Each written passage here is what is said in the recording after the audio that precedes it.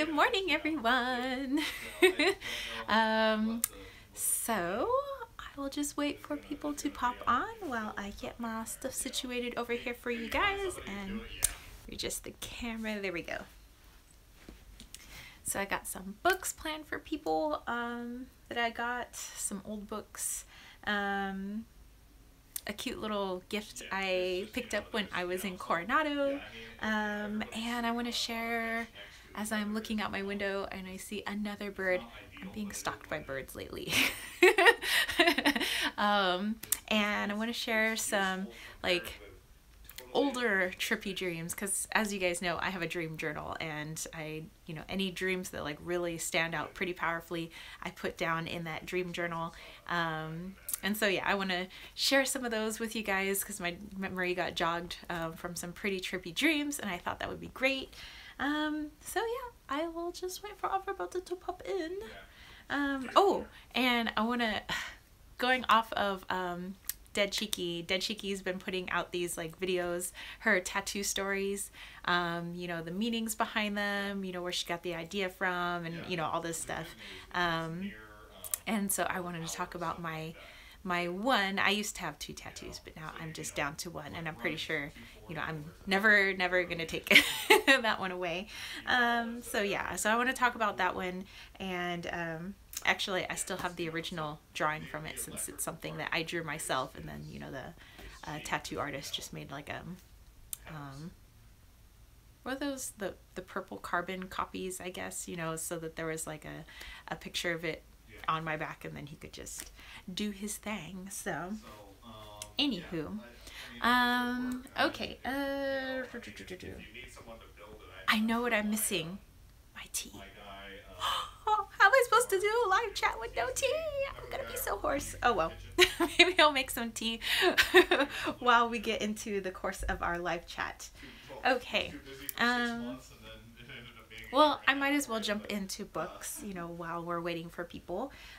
So the first book, I haven't dived into it too much yet, but that's the Tarot Spreads book by Barbara Moore. Because I'd been looking to get a spreads book. A lot of my spreads come off of either I make them myself, or they're off of Pinterest, or spreads people have posted on social media. Sherry Bug D, what's up? Or I don't know, and I write down all these spreads in my little Hello Kitty like journal, but it's like my spreads book, and so like every spread I come across or that I make is in there. But I wanted an actual book that maybe had a bunch of really cool spreads in it. So I've kind of flipped through here. New Age Lunatics here, what's what? And so yeah, so I figure maybe later on we can bust out a spread from here and see where that takes us. The other book I wanted to share with you guys is Animal Wise by Ted Andrews. I have the Animal Speak book. Samantha the Card Girl, what's up? But yeah, I have Animal Speak. I have Ted Andrews' the Animal Speak runes. I have his feathered yes, metaphysical Hello Kitty over here. I have his Feathered Omens oracle cards, and I have his Nature Speak oracle cards, and then I have his Animal Wise tarot. It's like I'm all about Ted Andrews. Like I love him. Like I love everything that he's put out. Like so what's up? Aloha. Shaka. So yeah, so I've been in a super like Ted Andrews thing lately. New Age Lunatics says, I'm so glad you have the Animal Wise. As I want to ask someone if I should get it. I love his books. Yes, you should get it. If you're asking, yes. I'm only, as you can see, part way through here. But even my dude, who you guys could probably hear talking on the phone to his best friend in the background, they're like arguing over whether they should put a jacuzzi or a sauna in his best friend's house. Like, anywho. So I lost my train of thought. Okay, so yes, my dude, he loves hearing the stories from here too. Like it starts off with some stories and some activities to do, and I've been reading some of it like before we go to bed. And so if I go to bed and I don't read it, and he's like, "Where's my story?" So yeah, even he likes the book. So vote jacuzzi. Yeah, me too. Like I like the heat, but I'm not a sauna type of person. I don't want to be in a sweat box. Like I too am a jacuzzi kind of girl. I like to be able to get in the jacuzzi, boil like a lobster for a little bit, get out. Allie Levinesk is here. What's up? So actually, while I have this book in my hand, let's do a little flip through for you guys. So first of all, here's the cover. And here we got the backing, and as you can see, it's a sizable book. It is 416 pages. You like my bookmark? It's from school. I usually give the kids bookmarks, and so this is one of my extra bookmarks that was hanging around the classroom. Okay. So here's the different chapters. I also vote, New Age Lunatic says, I also vote jacuzzi, although people tell me the sauna has some metaphysical properties. Maybe there's some medical physical properties to saunas, but all I can think is that my brain is boiling when I'm in there, so I don't think I could be calm enough. Although I have gotten better with, not maybe saunas, but like the steam rooms and stuff like that, so. Yeah, but I'm always like, my brain's boiling. I think I'm cooking from the inside out. So I'm more jacuzzi. Okay, so for part one of the book, because it's all broken up into different parts. Part one is called Animal Wise. It's the language of animals, spirit animals, and totems. The 4 blessings, beastly behaviors. That's the part that I'm on right now, and the inner totem pole. Part 2, part 3, 4, 5, and 6 are broken up into the different animals that were not in his Animal Speak book. So there's it's broken up into birds, mammals, insects and arachnids, reptiles and amphibians, kingdom of sea life. And I like that there was a humpback whale in here because, oh my God, I have to tell you guys a story. Okay, so you know my boyfriend and I, we love to take our walks along the beach, usually just before sunset. You know, we go down to Mission Beach and then we walk from Mission Beach to Crystal Pier, which is in PB. So there and back, it's just over, it's like 4.5 mile walk total. So it's a nice little walk if you want to like walk before dinner, you want to walk dinner off. Plus we get to see the sunset, and as you know, I'm always like posting all these wonderful sunsets on my Instagram, both my personal Instagram and my my Kittens, Weights, and Tarot Instagram.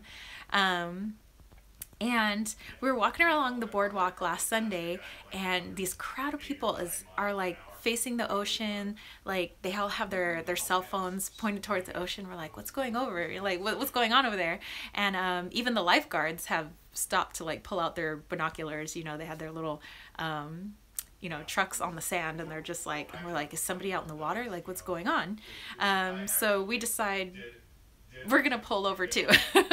So we walk over to the seawall, and we're looking, and we realize there is a freaking whale near the shore, and we were worried because we're like, oh my gosh, I hope it doesn't beach itself, because it was in really shallow water. It was where the breakers were, where the surfers were, and there was a body surfer over there who was just like chilling with that whale. And so like these other surfers came over, and you could see they were all like telling it to like go back, like you're too close to shore. And so like I'm like mentally like, no, Mr. Whale, like go back out, you are way too close, like you don't want to go to shore. You know, and then finally you could see a couple of the waves did start to take it out. It wasn't a gigantic whale. This looked like more like a little baby whale, or I forget the name of a calfs, I think they're called. Yeah, so it looked like it was not like a brand new, but it was a small whale. And so finally it started going out, and once we started noticing that it was down past and it started going towards sunset, we're like, oh, okay, It's okay now. So yeah, so that was pretty cool. I mean, it's not every day you get to see a whale. So I made sure to look that up in this book, and I was so happy because I actually had this book with me when we came back from our walk. So yes, whale medicine. And it was crazy that day. It seemed like there were animals everywhere. Okay, granted, I know there's a lot of people walking their dogs on the boardwalk, and there's like gonna be birds and stuff like that, but it seemed like it was more in my face. And I had gotten this book on Saturday, so I had it with me on Sunday in the car so that I can kind of read it when we were on our way to the beach. So as soon as we came back from the beach, I'm like flipping through this like crazy, like, oh my God, like, what does this mean? Oh my God, I'm so glad that whale was in here, because I was like, oh, what does whale medicine mean? And every now and then we see pelicans, you know, and we have mostly seagulls, but you'd see like a pelican here and there. But it seemed like the sky was covered with pelicans, and the pelicans were always, you know, when we were walking one direction towards PB, the pelicans were forming a V formation, like we're following the pelicans. And then we were heading back, we're following the pelicans back. Like it was all these pelicans in the sky, and then they were diving low like towards us, and it was so many pelicans. I've never seen that many pelicans or that many pelicans up close before. They were pretty low, just above our heads. And then people were out walking their dogs, but it wasn't just like any dogs, it was puppies. Like the whole boardwalk was covered with puppies. Like there was husky puppies, there was Dalmatian puppies, there was pug puppies, which are so cute. There was all these, like, it was like, why are there so many puppies?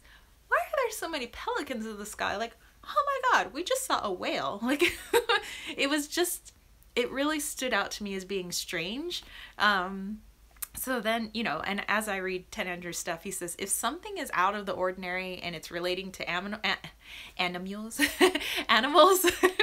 then, you know, it's a sign. So I'm like looking all that stuff up. So yes, puppies. I was like, yeah, a boardwalk full of puppies. It was the cutest thing. Like everywhere we walk, I'm like, puppies. So yeah, so that was really interesting. And lately, there's been more, well, I don't want to say lately, because I do have a lot of bird medicine, you know, that comes with me. But lately it's a lot more like giant birds in my face. And well, right now, as I look out the window just past this camera, there's a big pudgy dove that's just been sitting there on the wire staring into this window. So hello, Mr. Dove. Okay, but I have been followed by red-tailed hawks and Cooper hawks lately. Well, Cooper hawks kind of hang out in this neighborhood, and they've been flying down into my backyard, which is kind of a concern when I have Wally, because I know what Wally attacked by a ginormous bird. But you know, Wally would freeze and see this bird, and then I see this bird, and I'm like, and it's just staring at me, and it would be on the fence, and it's like a Cooper hawk, and I'm like, hello, Mr. Hawk. And then it'll just like, you know, just silently fly off. But yeah, it's not like it's like trying to attack us or anything, but yeah, it's like definitely trying to come by with a message. Sherry Bug D said she'd had sparrows visiting her on her windowsill all morning today. Ooh. Christina says hi, what's up? Samantha the card girl says she has to go, lunch is over, and she'll definitely watch us later. Well, I hope you had a wonderful lunch, Samantha, and we will see you later.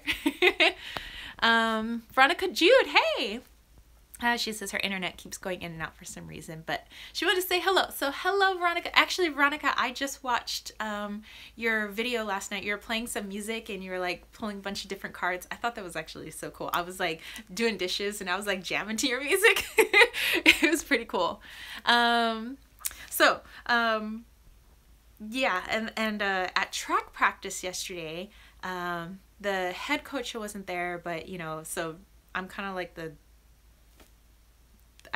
we can't have two head coaches on the team, so I'm like the coach behind the head coach, or at least, you know, I have the head coaching duties, but I don't like to say I'm head coach, so that way I don't have to deal with parents and stuff like that.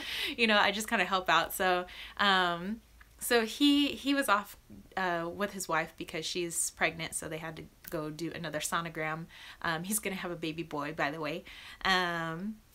And so it was myself and the other coaches, and I'm like getting practice started, and I'm telling kids where to go and doing some announcements and everything. And I kept looking up because at first I thought there was a plane flying overhead because it was so far up in the sky. And then I realized the way that it was moving, it was a bird. Christina says her internet's pretty funky too.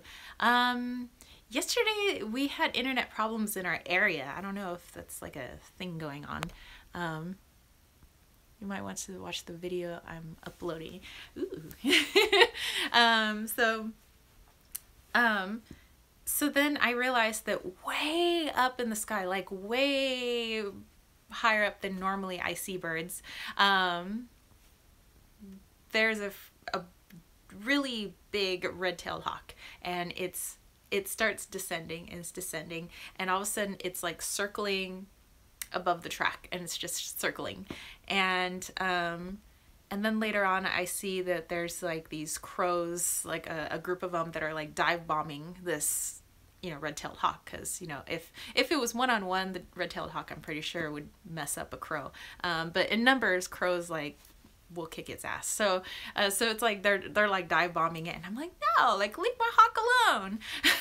And then this seagull came out of nowhere, and the seagull is defending the hawk. It's trying to get the crows out of the way. And then later on, the hawk and the seagull are like hanging out together, and they're circling the track. And I was like, that was really strange. And I'm like staring up in the sky, and the kids are like, what are you looking at, coach? And I'm like, birds.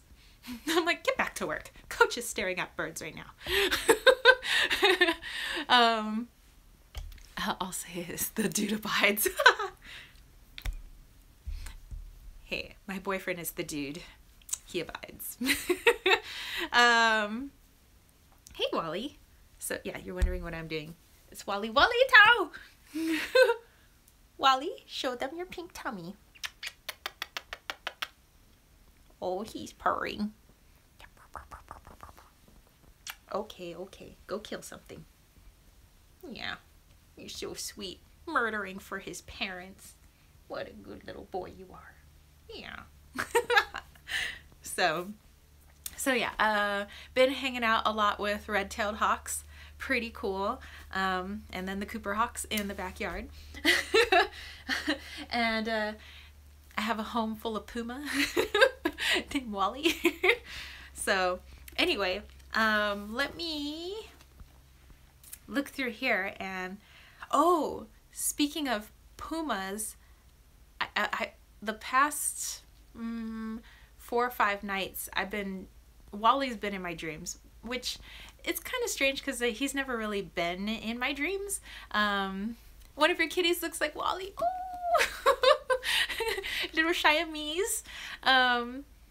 And he's not only been in my dreams, but he's been in my dreams with our old cat, Presley.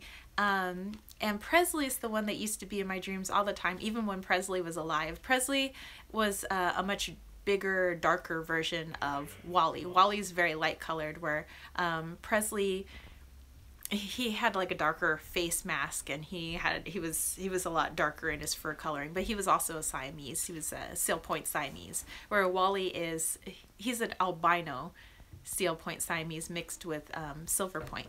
And so Presley had these eyes that people loved. They were not just blue, they were violet. You know, they were purple eyes, you know, and so he was always known for his handsome eyes. And when Brian first got him, he thought he'd be an Elvis, but, you know, kind of the way he walked, he thought he was more of a Presley. So, you know, and Presley always strutted around, and he always knew that he was like king of the room, you know, he was the king. But I would always dream of going on these adventures with Presley. Like, we'd go fly around, and, you know, Presley would sometimes walk on 2 legs like a person, and we'd go like get in cars and get into like police chases. Like, we were always getting into trouble when I would dream of Presley, but it was like this fun trouble in my dream. And so the past few nights, Presley's been in there, but so is Wally. And it's like Presley's been teaching Wally in my dreams. And sometimes in one of the dreams, I'd see them walking around, and they look like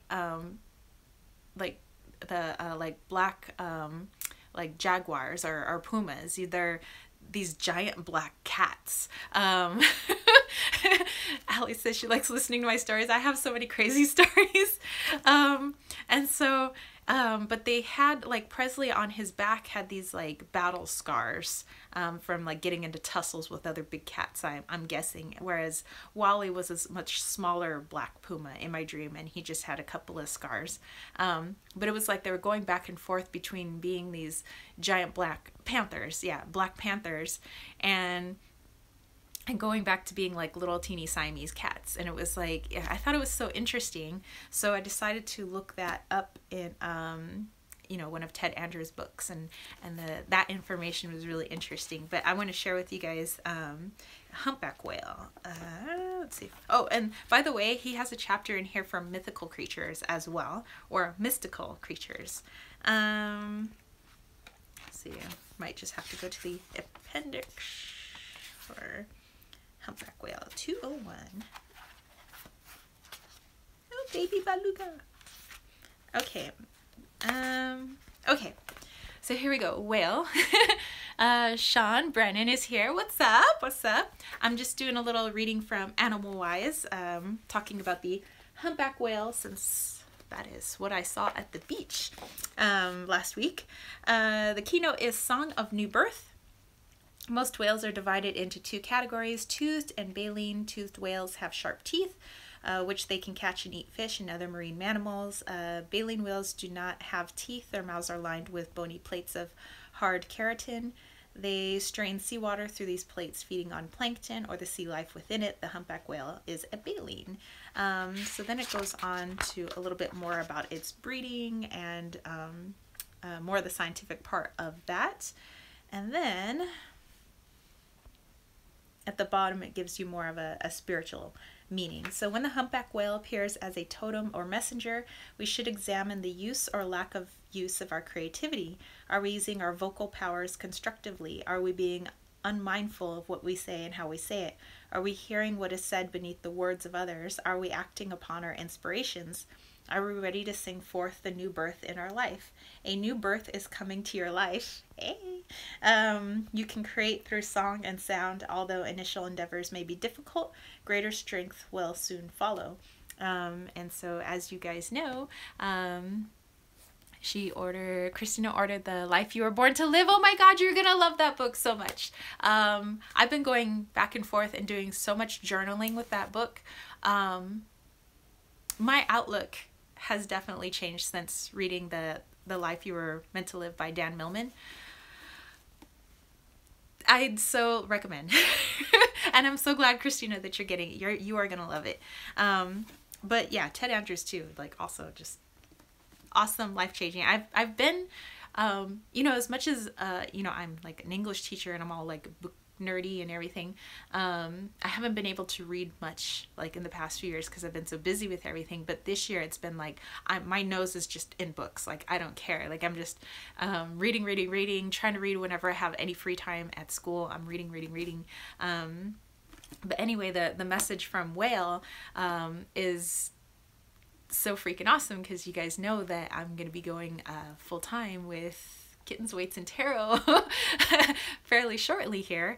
And I've been nervous and excited, and well, a lot of you guys watched my my Patreon video on that, but there's just so much it's like it's bursting out of me that it's like, I want to do this and I want to do this, but I know I have to do baby steps. I'm like, well, first, you need to do this first, and then you need to do this before you start doing mind, body, spirit retreats in your backyard. Like, first you gotta clean up the backyard.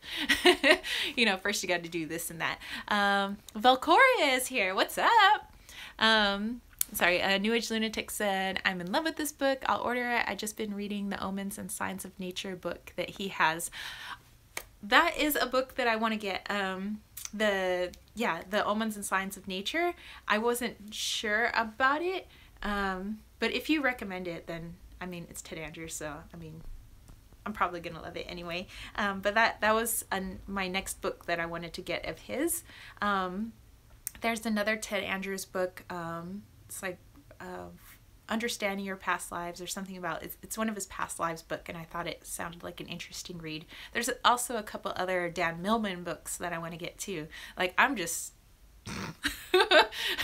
I think for this year I've already read like 4 or 5 books, and that's something that I'd barely be able to do for like an entire year, and we're at the end of February. I'm already like 5 books in, so I'm like yes.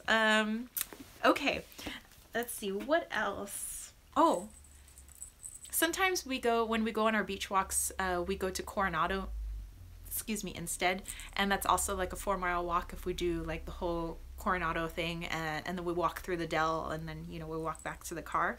So when we stopped in at the Dell, I saw a little keychain, and I just had to pick it up. And normally I don't pick anything up from the Dell because the Dell's freaking expensive. But this keychain, I was like, keychains are not expensive.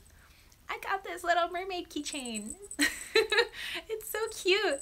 I know it says its name is Shelly, but I was like, no, she's got red hair. She's Ariel. I love Ariel. I love the Little Mermaid. I love the Little Mermaid ever since it came out, whatever, 1989 when I was like 8. But yeah, it says, Shelly keeps you afloat when it's sink or swim. So yes, this is my little keychain. I'm not really going to put it on, put keys on here. So Pisces, yes. But I've been keeping her up on my altar with my rocks that I brought back from my hike up at Iron Mountain. And so here's some of the quartz rocks from Iron Mountain. So that's one that I brought back, and she just kind of leans against that one. Oops. Hang out with your rock. And then there's a couple of other rocks that I got at Iron Mountain as well. They've also got quartz and iron obviously in them. So I thought that was pretty cool. I did bring back a couple of herbs from Iron Mountain. I noticed there were people like coming back with like whole bushels of stuff like rosemary, because rosemary and sage and some other stuff grows pretty wild over there. So I brought back just a couple of sprigs of sage because I already have a lot of sage, but New Age Texas, they are pretty cool. So I'm drying out the sage currently in the garage. I have it hanging upside down. Plus I got a couple other things that smell really good, and I'm not quite sure what plant they are though, but I'm not gonna just like start ingesting things, but I think that maybe using it for ritual or maybe putting it into some oils might be good, because I have done like skin testing and just making sure I wouldn't have an allergic reaction. But it smells so magical. So I'm drying those herbs out in the garage, and I'm pretty soon I probably should dry out those roses that I got for Valentine's Day so that I could use the petals for spell work or teas and whatnot. So I'll probably clean up those roses and then get them all dried out. Okay, but I also wanted to talk to you guys about okay, I don't know if you guys have been watching Dead Cheeky's videos on like her tattoo stories, where she's been going through talking about each of her different tattoos and the meanings and things like that. And I've just been like binge watching her stories because I think they're so cool. And I told her that I really wanted to make a video, which I will for this week. I will finally make my tattoo story video. But I could talk about it on here on the live chat. So I can't really show you guys my tattoo because it's on my back and I don't feel like taking my shirt off for the whole world to see. So, but I do have a drawing of it because I drew my tattoo. And I used to have 2. There was one that was on my neck, and then my other one is kind of my middle to lower back. And the one on my neck is an interesting story, or it was on my neck. I had it removed. Very expensive to have it removed, but you can't even tell like anything's there. So I mean I can kind of feel the scar from where it used to be, but nobody can see anything. Like you the people that did the removal did a really good job. But so that's an interesting story. Let me tell you guys that story first. When I was in college, and even when I was out of college, I don't know about you guys, but whenever I would have a fever, like I was really sick with fever, you know, where you have the chills and everything, I tend to do things without thinking. Like, it's like, I'm just gonna go do this because like my brain's on fire and it's like 105 degrees on my brain. So one year in college, this is when I was getting my bachelor's degree. I couldn't go to track practice. As you guys know, I was, you know, NC2A athlete at Long Beach State, and I couldn't go to track practice. So I'm in my dorm room in bed with my psychotic roommate, and I'm just laying there, and I'm like, my brain's boiling, my brain's boiling. I need bangs. So I got up and I grabbed a pair of scissors from my desk, and I just like cut some bangs, and then I realized I cut them crooked, so I kept cutting them until they were straight, and so then I had like these little tiny mini bangs, and it looked really stupid. Nandora's here, what's up? I'm just telling people about stupid things I have done while having a fever. So but I have cut my hair a couple of times while having a fever, and I'm not quite sure why that is. All of a sudden it's like, I need to cut my hair off. She says, when I blew out my knee, I did that. I totally cut my hair on painkillers. It was bad. Yeah, so yeah, I have cut all my hair off, where I decided that the whatever Shannon Doherty did to her hair in 90210, I needed to now do to my hair. And or I need bangs all of a sudden. And so then one time when I was getting my teaching credentials, so I had already got my bachelor's, so then I was in grad school, and and I had moved out into an apartment with a couple of people. I mean, we've since had a falling out. We're not really friends anymore, but we used to be pretty good friends. And they were driving me insane. I had a fever, and I'm laying there in bed, and I'm like, I need to get out of this apartment. I need to get out of this apartment, and I need a tattoo. So then I just start driving, and you know, I'm driving from Long Beach, and I drive all the way to Venice. And I'm walking along the boardwalk in Venice. And as you know, Venice, if you've been there, is a pretty interesting place. A lot of interesting people. And so I'm like walking around just fever blaring. Like, it's like, you know, I had 100 and whatever, like 4 or 5 degree temperature. And I'm just like, need something. I need tattoo. So I walk into tattoo parlor. And then I'm like looking around, and I'm like, what do I want? I want to put something about being Gemini on my back or on my neck. And so I walk over to the guy, and I draw like a Gemini symbol, and then he cleans up the symbol, and he says like, all right, he says, come back in like half an hour and we could do your neck tattoo. And I'm like, okay. And so I'm walking around and like hallucinating a little bit because my brain's boiling, and I'm like, oh my God, I am so hot. I can't wait to get a tattoo. So then I go back and I get my neck tattoo, and it was like well, let me see, I can draw what it looked like. And then there's the story's not finished though, like it's, so I basically had that sort of a little bit more elongated, but yeah, that was on the back of my neck.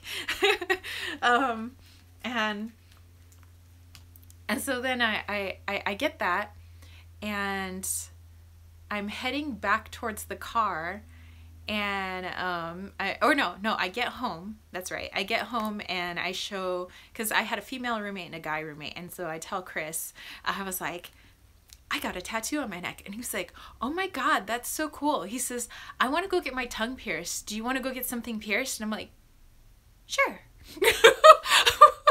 I was like, you drive, because I'm a little hallucinating right now. He's like, okay. So then we drive over to our favorite body shop, and he goes and gets his tongue pierced, because, you know, whatever, this is really early 2000s. This is like 2003 2003, 2004.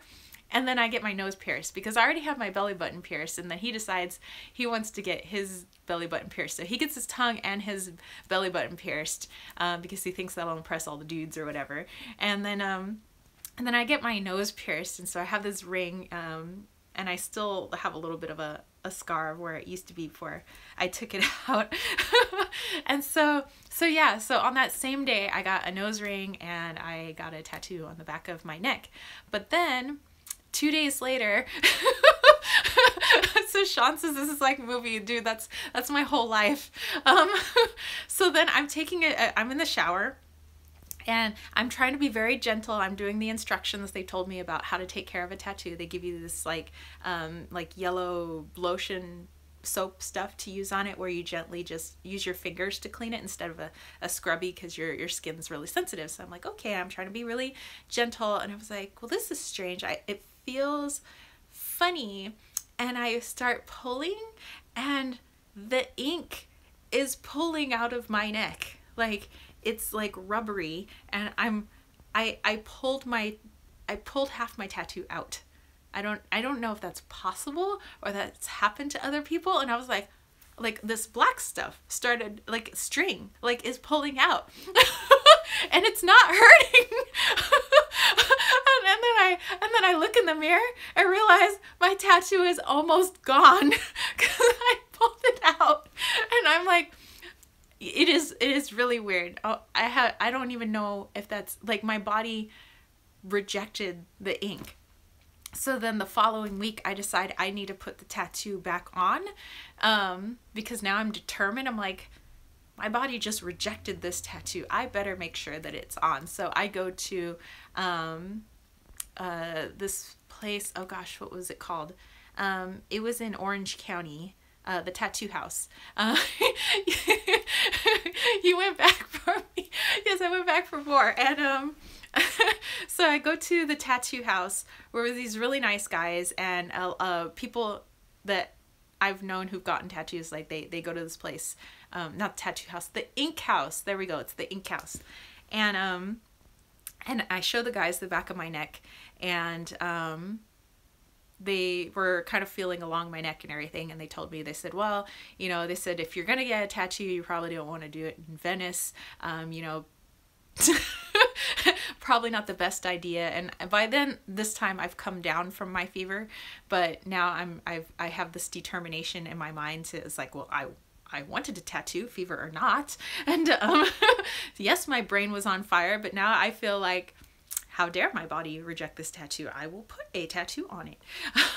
So he says, yeah, he goes, in rare cases, there are some people that their bodies reject the ink. And so their body basically spits the ink out. And he says, that happens sometimes. And he says, are you sure you want to put another tattoo there? He says, because you already have a bit of scarring from the man who put it in before, not that long ago. He says, you can tell that there's a bit of scarring. He says, sometimes the needles become bent. He goes, and so every time it comes down, it rips the skin as it comes up. He says, so you have a little bit of scarring.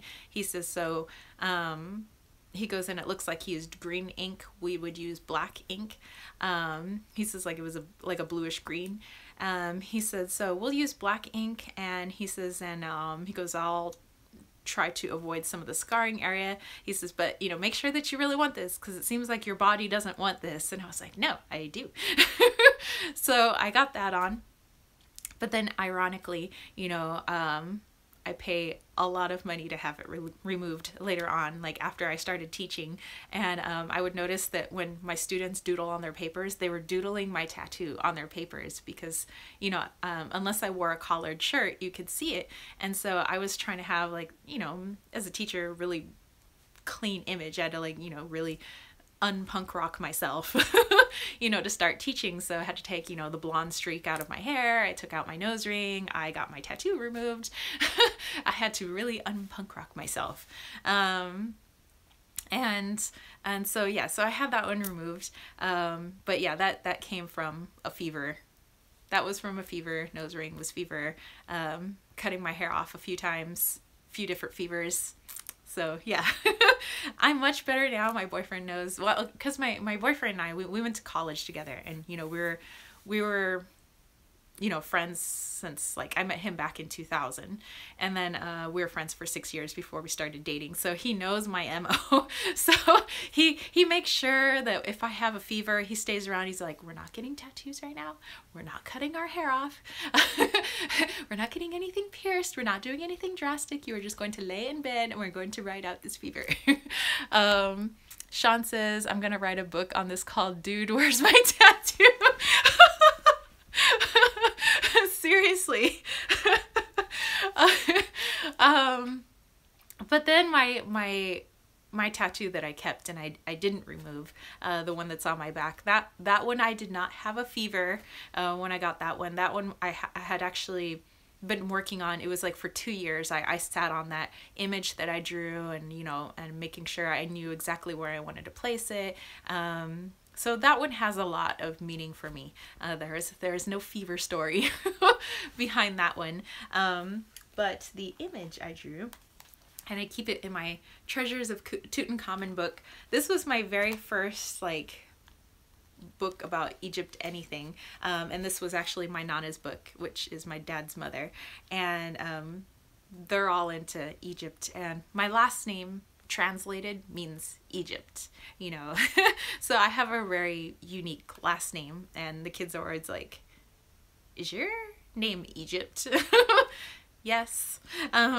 So I decided to do some research, and I am particularly interested in the 18th dynasty for ancient Egypt, because that was also the dynasty of Queen Nefertiti and her dude, and that whole thing that was going on where they were shaking stuff, where they decided they wanted to be monotheistic instead of, you know, having the whole, you know, gods and goddesses pantheon that they did, which made them unpopular, obviously. But I just found that to be a really interesting time, and so I'm really drawn to that 18th dynasty. So I decided to start studying hieroglyphics from that time period, because as you know,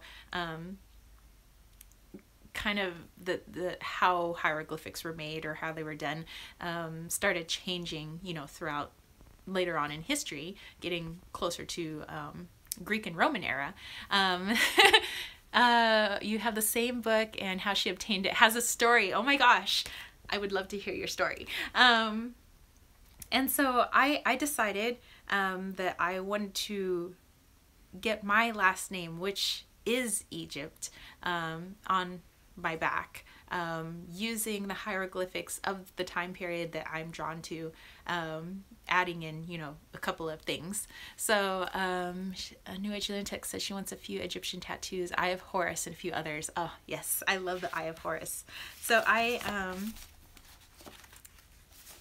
let's see if I can find it. Okay. So I think the no, this might be the one.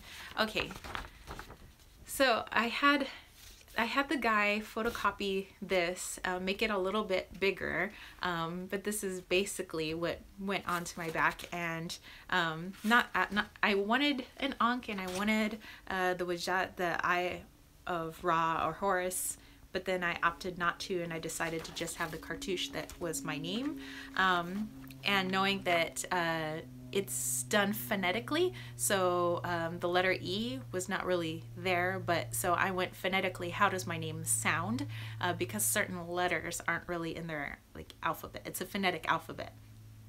So it's, you know, if you were to spell out, you know, it's misspelled on purpose. It's phonetically spelled the way it's supposed to be in hieroglyphics.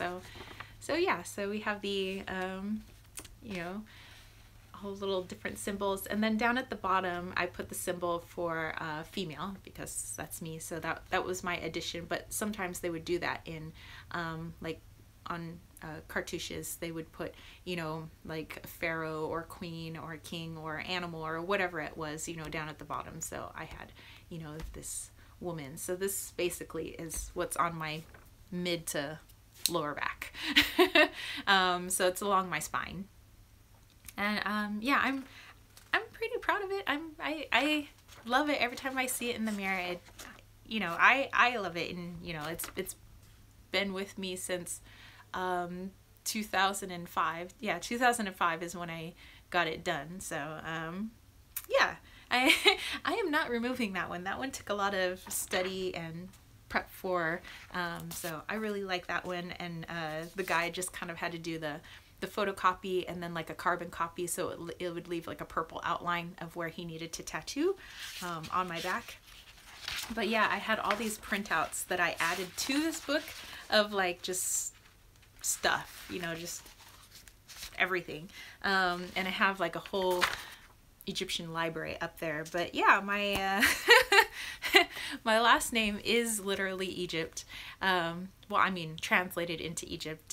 It's a Filipino last name. There's a lot of people in the Philippines with that same last name. Doesn't mean they're family though. But we found out that last name came from when the Spain had taken over, you know, in the Philippines for a while. I mean, Spain took over everywhere, but there's a lot of people in Spain with that same last name. So when my dad and my stepmom got to go to Spain, my dad's like, oh my God, like all these people with his last name. He was like pretty psyched. And the people in Spain had gotten that last name from the 800 years that the Moors had taken over Spain. So that's where my last name comes from. New Atlantic says she remembers being a bit high on life when she was 16 and took a needle and some Indian ink to her skin. I did a fishtail and a diamond. Oh my gosh. I remember in high school when like when people I knew or friends, like their parents wouldn't let them get piercings, because the thing was like tongue piercings, lip piercings, and nose piercings. It's the 90s, and every now and then there'd be like the one guy that has like the armband tribal tattoo or the barbed wire, because again it's the 90s. Or some people had the tattoo of like the sun around the belly button. Yeah, it's so they would use safety pins. Like you would see the people with like the safety pin like earrings, and it was cool at the time to have like the multiple earrings all the way up to the cartilage, you know, where people just have like a million like little studs. And so you'd see these people with like all these safety pins, or like a safety pin here, they'd have a safety pin in their lip, and it would always be like going over to a friend's house and then putting a bunch of rubbing alcohol on your lip, and it's like, okay, now hold on to this with your hand and I'm gonna stick this safety pin through your lip. Oh my gosh, we were like a bunch of crazy teenagers. I wanted to do that, but I knew that my parents would they would have a field day, and I would never ever get out of being grounded if they found out I had pierced something. Which was funny, because then when I went to college after having my fever and getting my neck tattoo and my nose piercing, my dad's like, oh, that's pretty cool. Like, my parents were so strict on me, and then when I got to college, my mom remained crazy and strict, but my dad all of a sudden was like, oh, that's cool. My dad became really cool with everything. And now that my dad's like 78, well, he's gonna be 78 in April, my dad's like, I don't know, he's like Mr. Chill, Mr. Laid Back, like everything's cool, man. Hold on, let me go back. New Age Lynn texts, yes, I did go to a friend's house and go home with another Nandora says she's so scared of needles, and I am scared of needles. Like, they make me kind of, you know, weak in the knees. But for some reason, when I was getting my tattoos done, maybe it's because the needle was behind me, you know, and I couldn't see what was going on. Maybe it didn't freak me out. And then when you get your nose pierced, it's like a nose piercing gun that just goes like, you know, like the same they do for when they pierce your ears, like. But as far as like, I don't think I would have trusted my friends enough to stick a safety pin anywhere near me. So yeah, I don't know. We're a bunch of crazies. Oh, and then there was these dudes on the football team. They called themselves United, and they all had the okay. if you grow up in a Mexican neighborhood, like I grew up in a Mexican neighborhood, and certain people would get together, not like gangs, but like kind of gangs. Oh, Nandora did have her ears done, yes. And they put like, I don't know, it's like the name of their gang in their back window. Like it's like they get it made out of metal or something, and they put it in their back window, and it's done in like old English, and because it's like cool or something, and so that way when they drive around, everybody knows what gang they belong to. But it's not gangs like we you guys probably think, you know, where a bunch of like cholos walking around with like lokes and like, you know, whatever, Colt 45s. No, that's an alcohol. Anyway, although we used to have gangs in my neighborhood, like real gangs, but they were coming down from LA because they were getting kicked out of LA, and so they came down to San Diego briefly. But they were kind of phasing out by the time I got into high school. So like the actual gangs had left, and it was like the lame gangs, like we're a gang now, man. So these guys called themselves United. It was these guys on the football team, and they were like our star players. So they had the brilliant idea of whatever, going to one of the guys' houses, getting drunk, heating up, okay, you know, a coat hanger, how it has the hook at the top, heating up the hook on the coat hanger, and turning it upside down so it'd be a U shape for United, and they burned it into their arms, like. And some of them had, you know, the U scar, but some of them had jacked up scars, so it was like all bubbly and jacked up. And like they came to school with like their one sleeve rolled up so everybody could see their freaking jacked up burn scar. And they thought it was so cool. They were like, you know, walking around with their chests all pumped out, you know, like these 17-year-old kids, 16, 17. They're like, look it. And we were like, what did you do to your arms? Why would you intentionally burn yourself? And they're like, because we're united, yo. And we're like, so get t-shirts made. Or like, why do you have to burn your arm? So yeah, that was the neighborhood I grew up in. I personally would have loved to have designed a t-shirt for my gang, and actually, I had a little crew. We weren't a real gang or anything, but we had our crew. Drinking leads to bad ideas. Trust me, I had many. Yes, heavy drinking does lead to bad ideas. But my little crew, we were called the Stupid Tree. In high school. There was this tree on campus that we all hung out under, and we would always say, I'll meet you at the Stupid Tree. Where I grew up, that's called a cattle brand. Yes, they literally cattle branded themselves, and now it's for life because they're stupid. Yeah, so I had my little Stupid Tree crew, and I'm so upset. I used to bring my mom's like 1970s like giant cassette player, and I would record my friends. Like we would pretend that we were news anchors and that we were reporting on the school. So here I have this clunky like 70s tape cassette like recorder where it's like gotta press the 2 buttons for record, and then like play back, and then play. You know. And so I'm like, I used to have tons of recordings of my friends, and I lost those cassette tapes. And I mean, not like that there was anything of real value that we said. It was just us being retarded.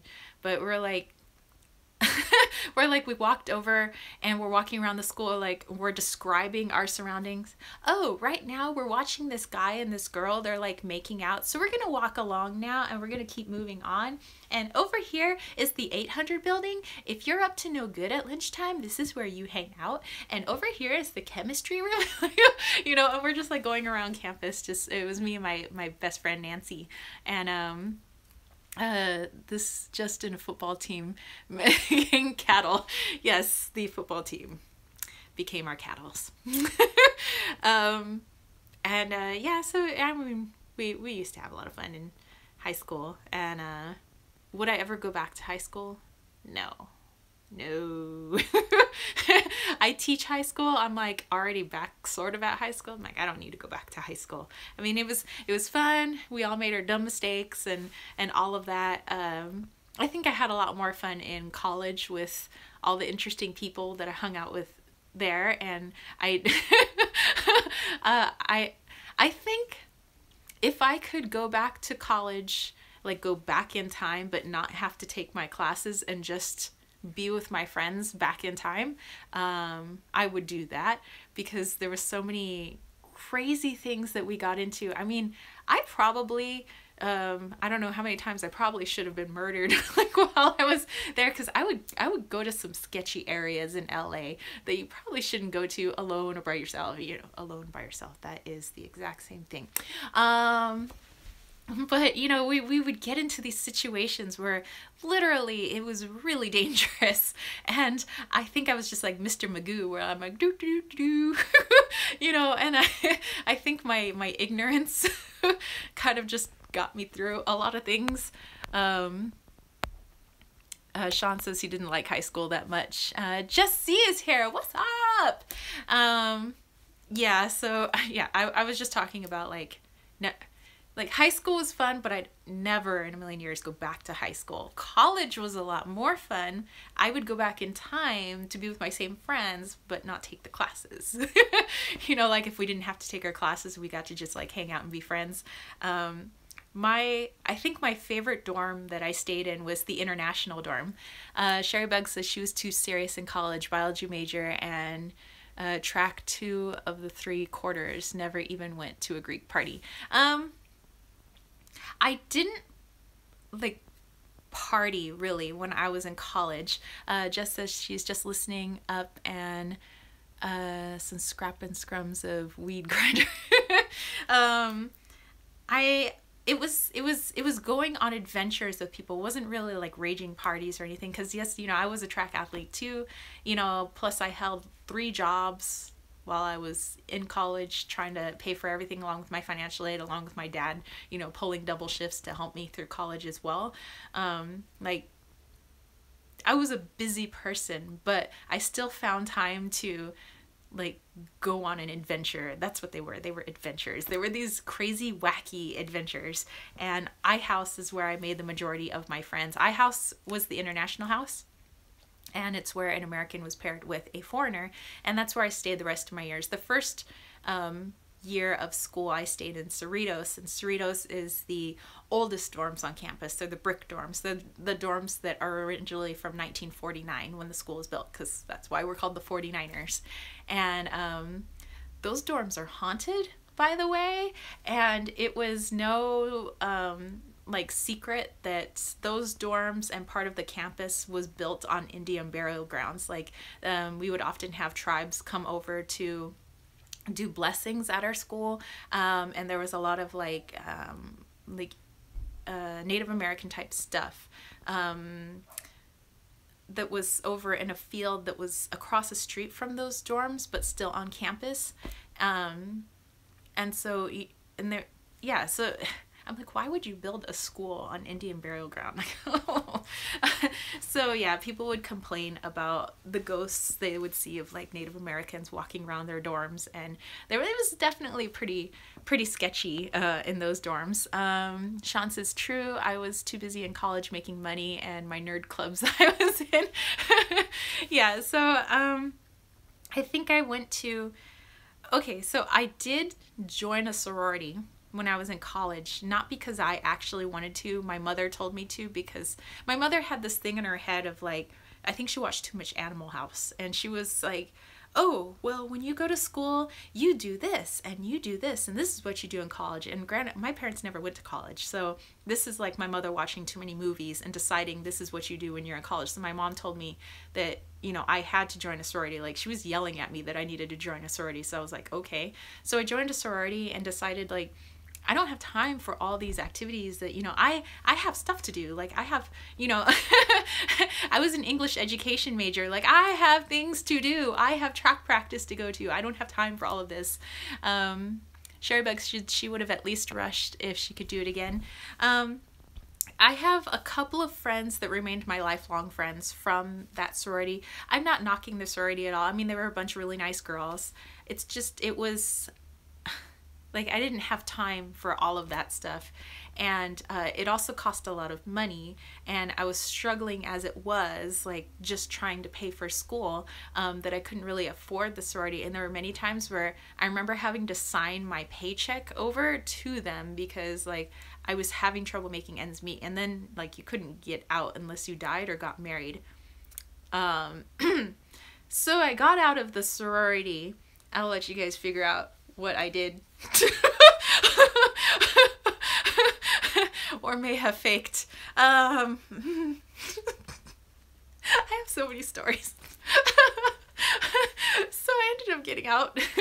Obviously they still saw me on campus, so I couldn't fake my death. But there was a guy I knew that had the hots for me that was really good with computers, and I let him take me out on a date if he could fake me a marriage license. Sounds like the mafia. A little bit. Maybe that's a story for another time. That was really interesting. I even took like fake wedding photos. Oh my gosh. I'm just gonna stop there. Anyway. Oh my gosh. That's so stupid. Why was it that you couldn't leave? They said because it was like a contract, like you're just not allowed to leave. You have to continue paying these dues, you know, and they could like really jack your credit, I guess. Not that I had any credit yet because I was a college student, but it was like, yeah, then it kind of felt like it got dark. They were like, no, you're not allowed to get out, like, you know, because you need to continue paying. And so they would come after you to like continue paying, and I'm like, but what? And so like the only thing I could do literally was fake a marriage to get out, because either the only ways you could get out of a sorority or a fraternity was you died, you got married, or you switched schools. I'm not switching schools and I'm not dying, so well, I'm not getting married either, but I could fake a marriage. So you know, I got my friends that were the best with computers and stuff like that at the time, in like 2000 whatever, or become a drug addict. Yes, I could have done that too. But yeah, so I was already so stressed with school. I'm like, I can't do this too anymore. You know, just financially, I couldn't anymore. And I asked them, you know, if I could have done like because there was something called the Rose Fund, and it was like people that were in financial straits, they could like grab from this fund to kind of help them out. And apparently, you know, because I wasn't like dying of cancer or something, and like that would be connected to a financial, you know, issue. And I was like, but I really am poor. Blood in, blood out. Yes, exactly. So yeah, I faked that, and I used where I got my wedding ring was from my friend. I had a pen pal in Germany who eventually I would call, and you know, we talked together in Spanish because my German sucked and his English sucked, but we did know Spanish together. So I'm talking to my German friend in Spanish, and he told me, he says, hey, I picked something up for you. He goes, I mean, don't take it the wrong way, but he goes, in the mail, I'm sending you this awesome ring that I got, he goes, when I was visiting Berlin. And, you know, cause he was kind of from like the rural parts of Germany. And I was like, okay, listen, I'm faking a marriage here in the United States. Do you mind if I use your ring as like my wedding ring? And he was like, oh, that's so cool. He was like this total like rocker dude, and he was really cool. So I had all these people like in on it with me, like my dorm friends, my boyfriend at the time, the guy that I took out on a date to help me do this fake license. You know, we were like all in on it. And so, you know, if any of the sorority girls, you know, came by the dorms, you know, my friends would, you know, back me up, and they're like, hey, how's your husband doing? oh, he's cool. He's working on getting a welding job. Like, so yeah, so that was interesting. I don't even know how I got on the thing of sorority, but yeah, we sorority aside, there were all these other adventures that we went on. My first roommate, I felt like I could have killed her because she was so... I'm so glad that I moved to the international house. And I got into the international house because I made a friend on the tennis team, and she's still my friend to this day. But she was from Surrey, England. And so she's like, well, you can go to iHouse with me. And I was like, oh, well, I'd have to be with a foreigner. And she's like, hello, I'm from Surrey. And I'm like, oh yeah, you're foreign. So yeah, so I got to be her roommate, and then she met the love of her life that she eventually married. And so she moved out to go move in with him and his mother while she went to school and played tennis. And so then I needed a roommate, but because of my last name, as you guys know, it's Egypt, they thought I was the foreigner at the like housing residential office. So they started pairing me with other Americans like my last 2 years because everybody then thought I was the foreigner. So I was like, cool, that's cool. You know, and that way I get to stay at my house with all my friends. And we would throw our own like Halloween parties. Well, I guess it really wasn't a party. It was just us dressing up and hanging out in the dorm. And we would go trick-or-treating in the neighborhoods because we were hungry and we were broke, and everybody's and like some of the guys that were with us, like the Greek guys, like they look like they're 30, and they were like, okay, you guys hang back, Tara looks like she's 12, so she'll be in the front and she'll get the candy for us. So we went trick-or-treating. I'd like knock on the door, I'm like, trick-or-treat, and like the people would come to the door, and they're like looking at this like motley crew of people all speaking in a bunch of different languages back there. And like, who are your friends? They're my friends from school. We go to Westminster High School. Trick or treat. And they would give us some candy. Let's see, Sherry Bug said, my advisor told me that going Greek was like having another class time. Basically, Sean said, holy crap, you need to write an autobiography. I'm working on it. Sherry Bug said her first roommate was an elementary ed major, and she would be up all night studying for her weeded out biology class, and she would party. Then on Sunday, it's like, I gotta make college. I'm so stressed. I had a roommate, my second to last roommate of my second to last year in the dorms, getting my bachelor's. She was a total party girl, and she ended up getting kicked out of the school because she never really went to her classes, and you know, she was on academic probation after the first semester for not attending classes, and she was a freshman, and then I think, yeah, she got kicked out after that year. So then I needed a new roommate, and I ended up rooming with one of my track teammates in the international dorm because they thought I was foreign. But yeah, she would she was also in the Greek system, and she loved frat boys, and she loved bringing them back to our dorm room. And as many times as I would tell her I didn't feel comfortable like with some random dude, like, I don't know, sleeping in my dorm room. And I just remember one time I had woken up for class, and I was startled because there was another guy obviously in the room, and he was sleeping on the floor between our two beds. And dorm rooms are small, people. By the way, our dorm rooms are very small. Like, I could reach my leg over and like touch my roommate's bed. So there's this guy on the floor, and I'm like, oh my gosh. And so I froze. My roommate's passed out in her bed, and I like looked down, and this guy looked at me, and he's like, oh no. He's like, I'm sorry, I'm leaving. And you know, he's whispering, he's like, I just have a question for you. I was like, what? I'm like, get out of my room. He's like, who is she? I was like, oh my God. I was like, just get out, grab your clothes, get out of my room. You know, and then she started waking up. She's like, hi. Oh my God. She used to, oh, that girl. I would tell her, I was like, you can't keep doing this. Like, they're going to kick you out of school. And they did. One day, my best friend Dolly was like, you need to write a book on your roommates. One day I'm gonna write a book on all my roommates. My first roommate, she literally did drive me up the wall. Like there were many times I thought I wanted to kill her because like her stupidity just, like she almost killed me with bug poison because she said the can said it kills bugs, not people.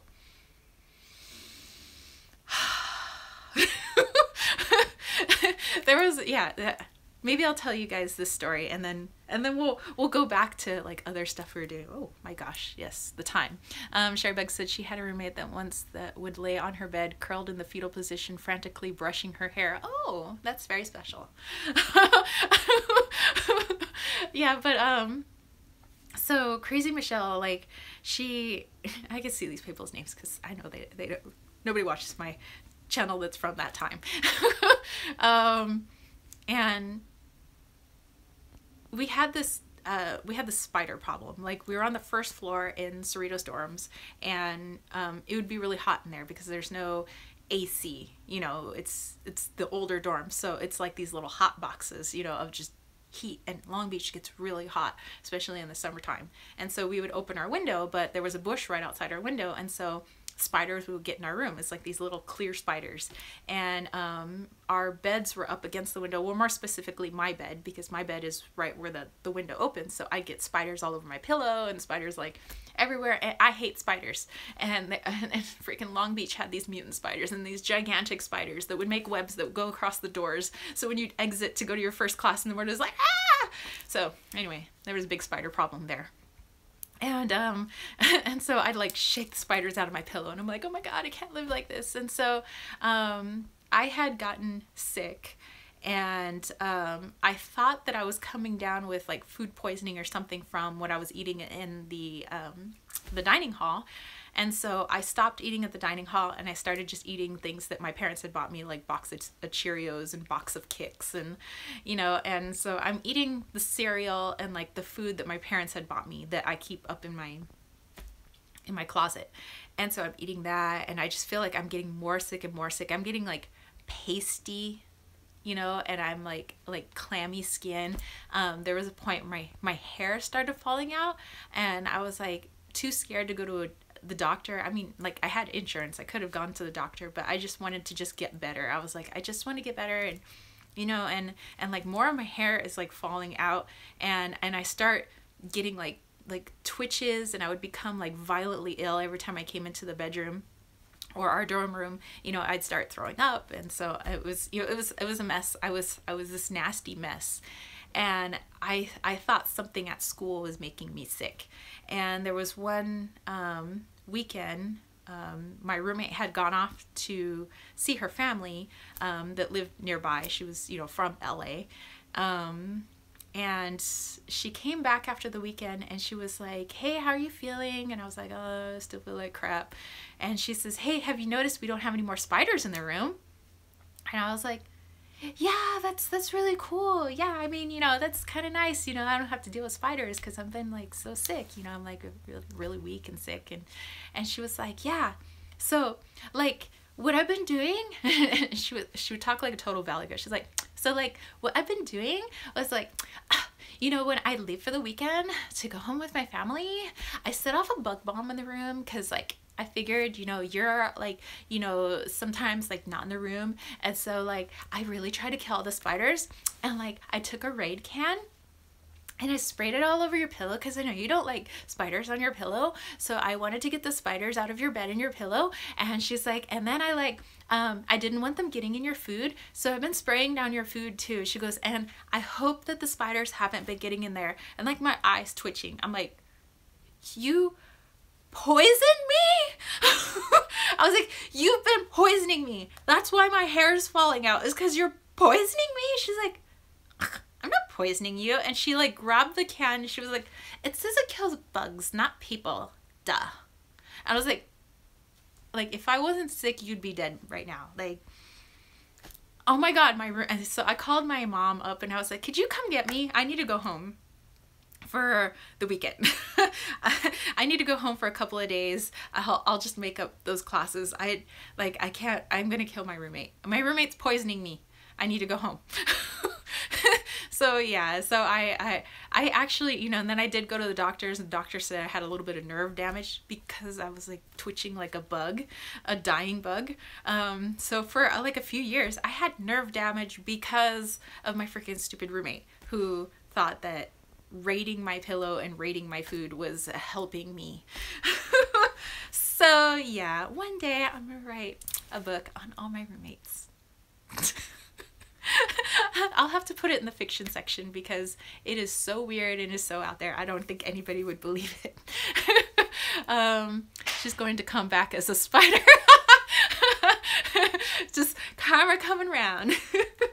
So anywho, let's see how many people we got in the room. Looks like we have 9.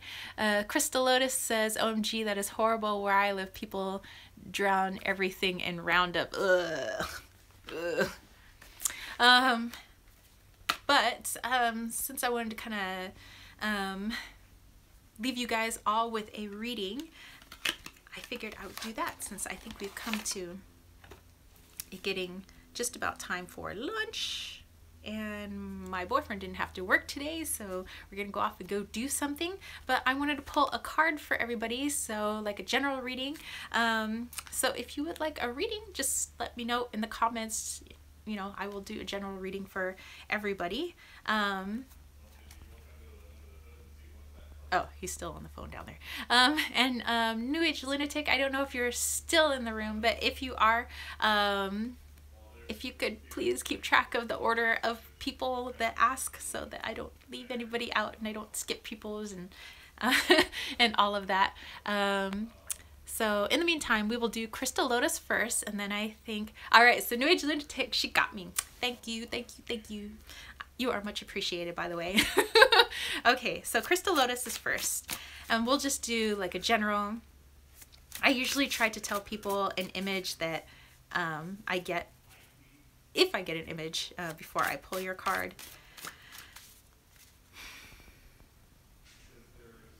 Crystal Lotus, I got this weird image of like barefoot running, like a bare leg. It was like it was interesting. It was like a bare leg, barefoot running, like being barefoot. Okay. Oh, that is your card. Oh, the deck, by the way, in case you guys are wondering, is the Tarot of Inspiration. I got this off of Etsy, and I love it. Okay, so Crystal Lotus. Kind of interesting. So it's the Four of Wands, or a quick card. Sure. It's the Four of Wands, and I just noticed this lady like dancing around bare-legged, barefooted. And it looks like things are like pretty chill at the moment, where like being able to celebrate something, like not having to worry about something right now at this moment. It seems like at this moment everything seems to be pretty cool. The Four of Wands is your matron's card. Oh my gosh, yay.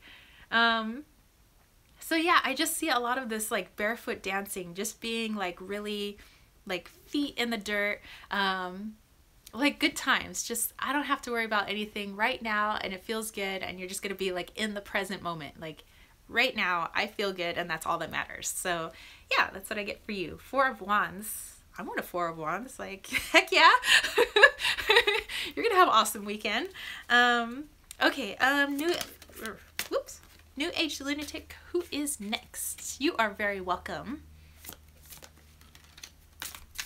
Sorry, these cards are getting all like wacky style.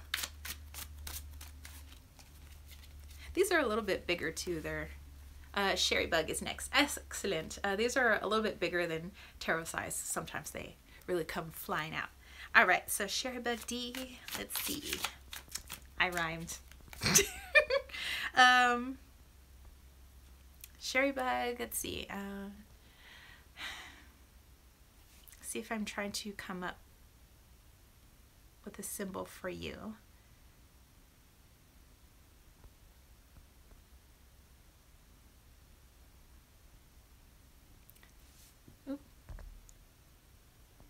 hold on. I need to plug in my phone. It's got a low battery. And we're plugged. Excellent. So Sherry Bug, what I was getting for the image before I pull the card, it was like a hand was reaching up, like grabbing like the olive leaf. Like olive leaves. So Greek. I'm getting Greek for you. But yeah, the hand coming up and grabbing olive leaves. That was interesting. I like made me pause there for a second. Okay. So your card. Olive leaves or laurel leaves? Olive leaves. Yeah.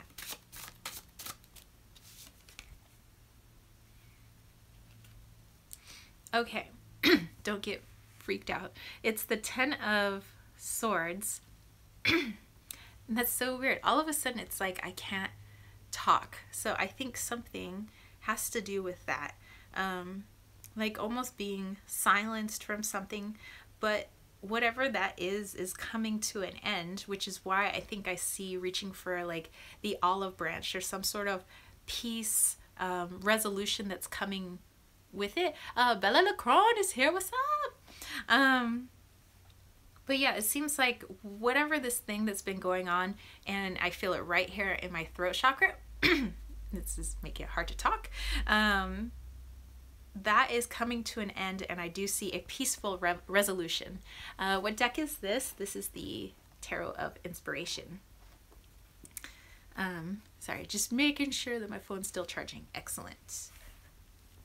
Yes, yes, charge away. Okay.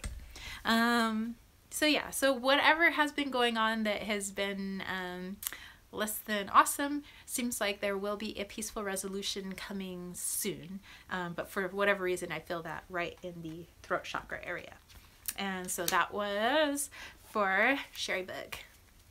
All right, Jess C is up next. What up, Jess? What do I see for you?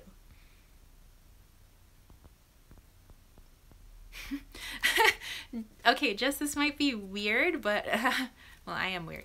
I saw somebody like a girl. That's good. I get it. Oh, good. I'm glad you get that.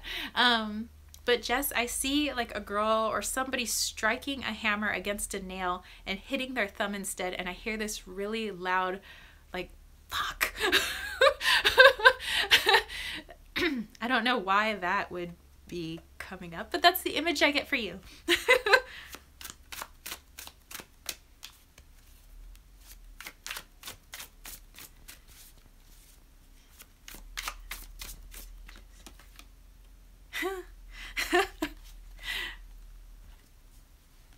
Okay, she said interesting, but then you get the sun. So it seems like like with the hammer and nails. So Sean said, yay, readings.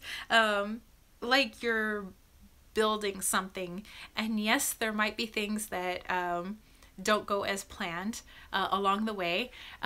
You knew you were gonna get that card.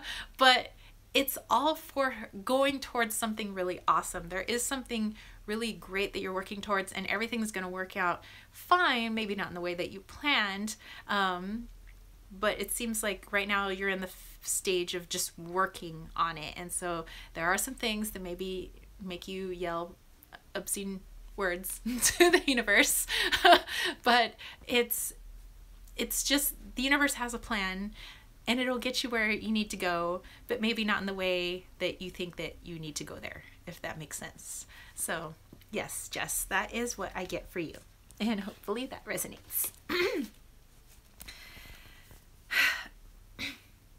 Okay, Mountain Mouse is next. All right, I'm gonna actually get these super shuffled for you. You guys just heard the sound of a riffle shuffle. I don't do that very often because I'm always afraid of breaking the backs on the little cards, but I really felt for Mountain Mouse, she needed that. This is the Tarot of Inspiration, Bella Crone. Jess, you are welcome. Mountain Mouse, what I'm getting. I don't know if this makes sense, but I just saw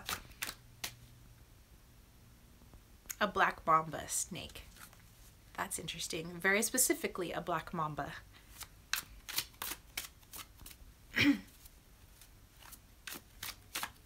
Maybe I watched too much Kill Bill, but yes, I saw a black mamba.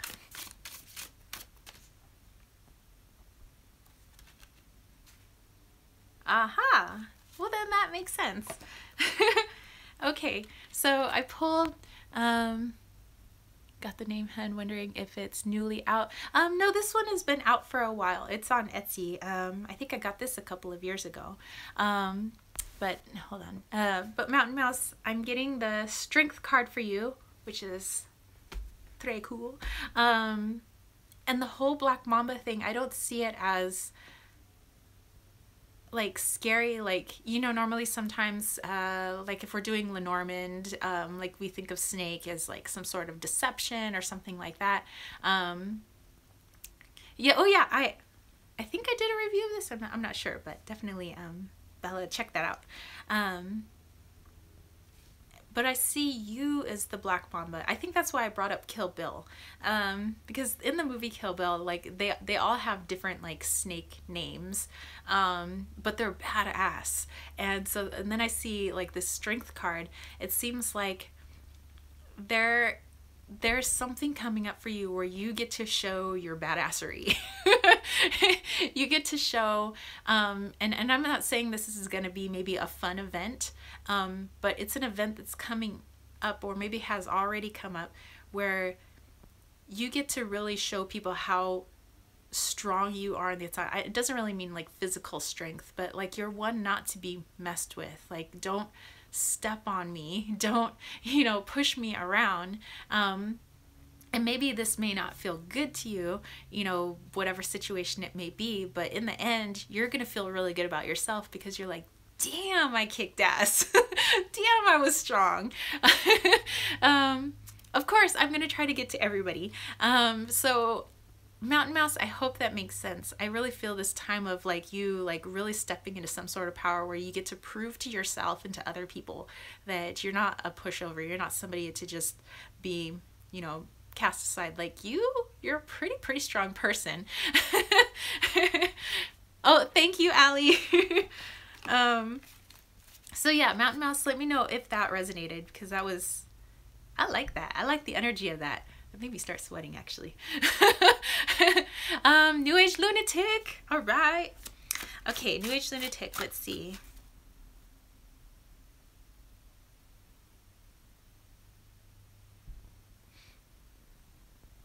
Okay, New Age Lunatic, you know what's weird is that song Video Killed the Radio Star just popped up into my head for you. So I don't know what significance that has yet, but we'll see. We'll pull a card and we shall see. Although all I hear is Video Killed the Radio Star.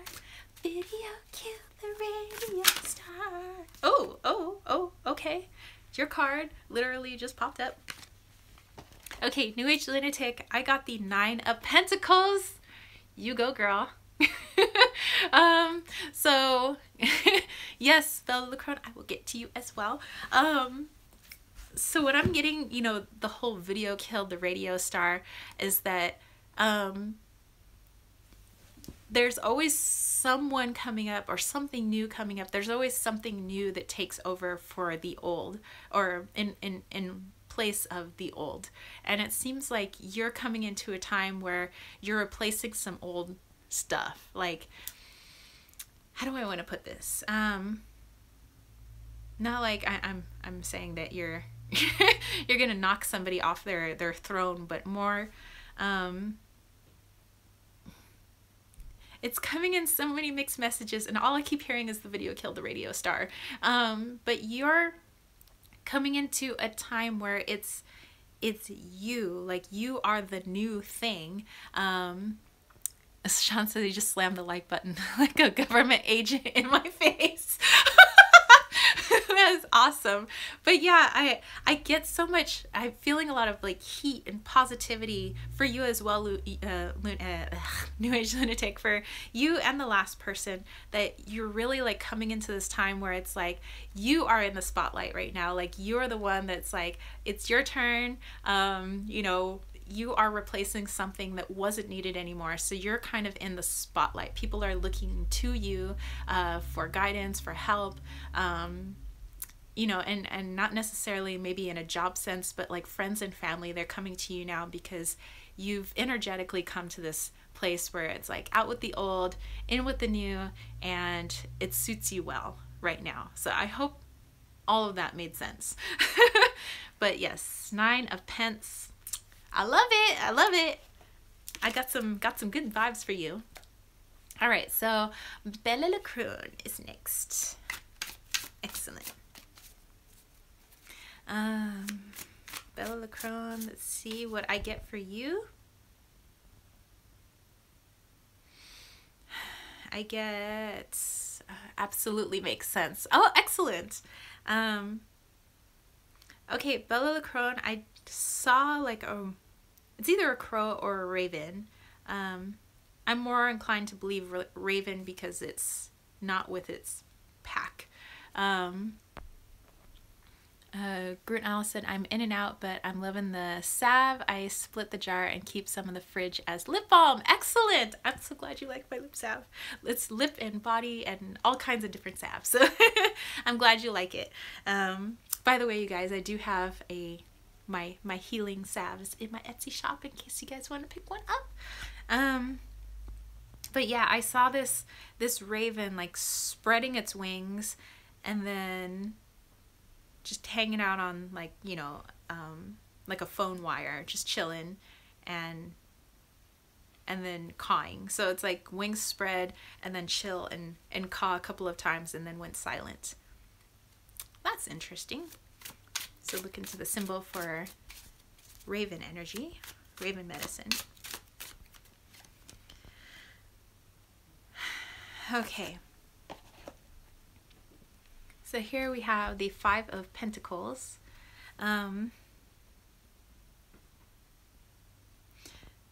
So I am seeing some sort of loss. Like I don't want to say that it's like a loss of a person, but there's something that's maybe has happened, maybe has not happened, where you're feeling like it's left you, and it's left you feeling pretty vulnerable, like something that was a good part of you is gone. And so what I see with the raven, which sometimes people associate with death, but I don't think I'm seeing it as like a literal, it's more like metaphorical. But yeah, I just see them as being the messenger of, they're taking something with them, and I am seeing a loss. But so maybe a little bit of time of sadness ahead, but just remember, like, nothing is permanent and forever. So in trouble with your health, maybe then, okay, hold on, I'm gonna tap. Do you mind if I tap into your energy just really quickly? I just want, I don't want to diagnose anything, right? I just want to tap your energy. So just let me know if that's okay. Fly back out in a couple of days. Okay. Okay.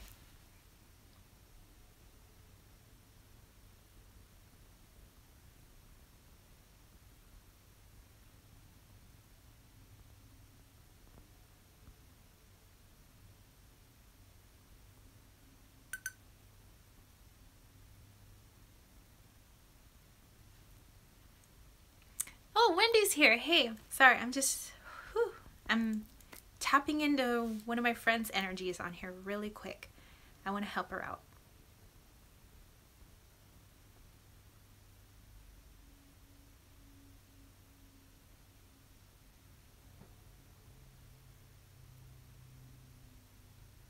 Okay, Bella, whoa. Oh my gosh, it's so sad.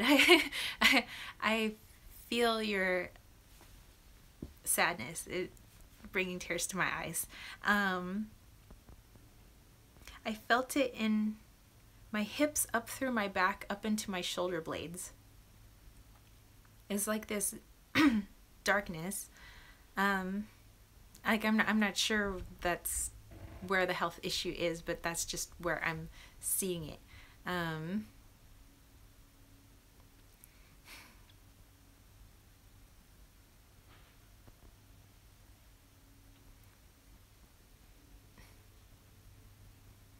Okay, what I'm feeling is that it's there for a while, and just a lot of things get worse before they get better. And I know that's maybe not what people want to hear. So I'm going to send some energy your way. So you guys give me just a moment. And if you guys want to do this too, I think the more positive energy for her, the better. So wherever you guys are, and you know, you don't have to do like a whole sit down meditation, but what I'm going to do is I'm just going to take a minute or two to just send her what I got. I'm gonna send her some good stuff, and I would encourage you guys to do that as well, because hey, strength in numbers, you know. And it looks like there's 11 people in the room. 11. Okay, Bella, this is for you. Yep, it has, without knowing until it was too late. Okay, Bella, I'm sending this out to you.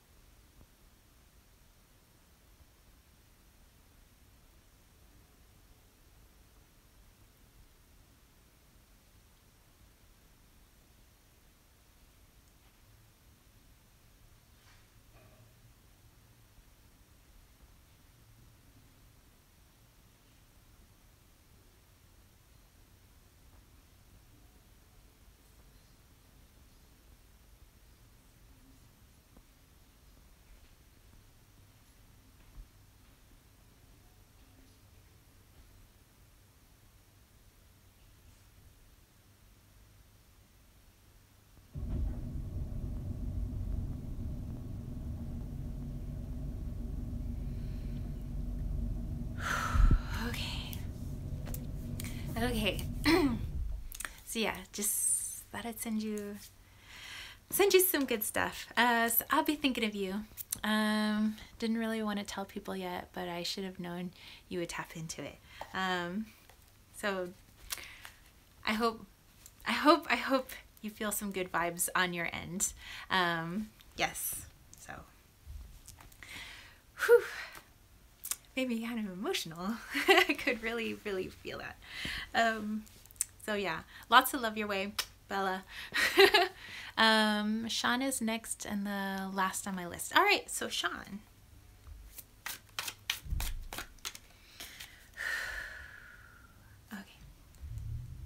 Okay, Sean, image I'm getting for you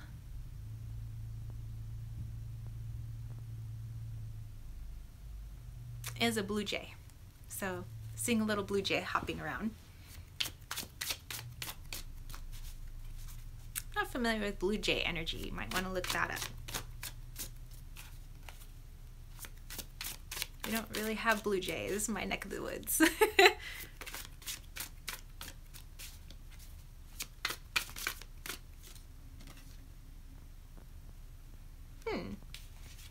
All right, so Much better. I'm so glad. Okay, so Sean, I got the Knight of Swords. And although I'm not super familiar with blue jays, just that cool like little mohawk they have on their head, and this thing that's just like in my mind, just seeing it like hop around, like it just seems like it's so full of energy and so full of action, and that's the Knight of Swords. Like you see this guy, like he's got a plan. His horse is like, let's go, let's do this. And sometimes I think the horse gets a little freaked out because sometimes this guy's just like, we're going right now. I don't care if you're ready or not. But yeah, I'm seeing as this time of like, you've had this plan and now you're ready for action, and there is nothing that is stopping you. Like you're just gonna go for it, whether or not what anybody says. So I hope that makes sense, but I'm seeing a lot of like forward movement, like action, like we're doing this. I don't got time for people to be telling me no. We're doing this. Sherry Bug D says they totally are. They're territorial and will chase other birds away from the bird feeder. Okay, so they can be little a-holes. All right, well, sometimes people need that a-hole energy to be able to get what they want. So Sean said it's spot on. Good, good, good. Excellent. Okay, so those were all the people that are on New Age Lunatics list, but she, is putting the link to my shop. So yes, you guys definitely go check out my shop. I have tons of different types of readings. I have energy healings. I have my salves. I have bracelets, like my beautiful jade bracelet that is in my shop too. I have my sprays. But anybody else, I don't think it's out of print. I'm pretty sure I still saw it on Etsy.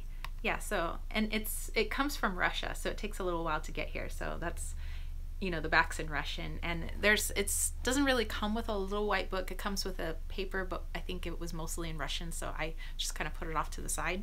But was there anybody else that wanted a reading? I just want to make sure I'm not missing anybody.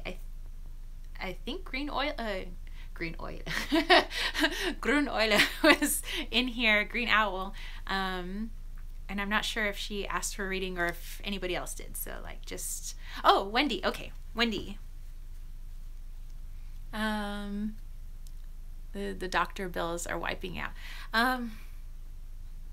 Yeah, I don't understand healthcare sometimes. It's like, I can see how bills can get out of hand, like for treatments and doctor visits, because for the most part, like people's insurance pays for things. So people like the, not necessarily the doctors, but like the medical thing, like will charge obscene numbers because they know that the insurance will pay it. Like a $200 copay, like that's insane. But it's like sometimes there are some people where there are certain things their insurance doesn't cover, and so then they end up having to pay like the insane prices. And it's like, but you know, people individual people cannot pay the prices that, you know, are being asked of. But it's, I don't know, the deductibles and copays can definitely be a killer. I agree. I consider myself very fortunate to have good benefits, you know, through my union. But there are some things, like I'm only allowed a certain number of, let's say, like emergency room visits or ambulance rides, or, you know, whatever per year before it starts coming out of my pocket. And it's like, you know, what if I was actually like really sick? You know, that would suck. Like, that's where you're not covered. Sherry Bug D says the problem is that insurance only pays so much. The prices get artificially inflated to cover those that maybe can't pay and such. Yeah. Yep. So Bella, like we're sending you all our love. Like we know that sucks. I remember being in college, and there was a time where I was really sick, and I was under my father's insurance, you know, through Teamsters, and after a while, like certain things wouldn't get covered. My dad's angry because he was like, why are you so sick? I'm like, I can't do anything about it. Anyway, universal health care, people, it's only civilized. Yep. Okay, Wendy. Okay, Wendy, for you, I saw a white horse. Feel bad for a young family, yeah. Mountain Mouse, for my reading, I'm starting a new position at work, so yeah, I may need to let my inner snake out a bit. I value myself too much to be a doormat. Yes! New Age Lunatic, thank you, thank you. She be promoting the Patreon. Okay, Wendy. So Wendy, I saw a white horse for you.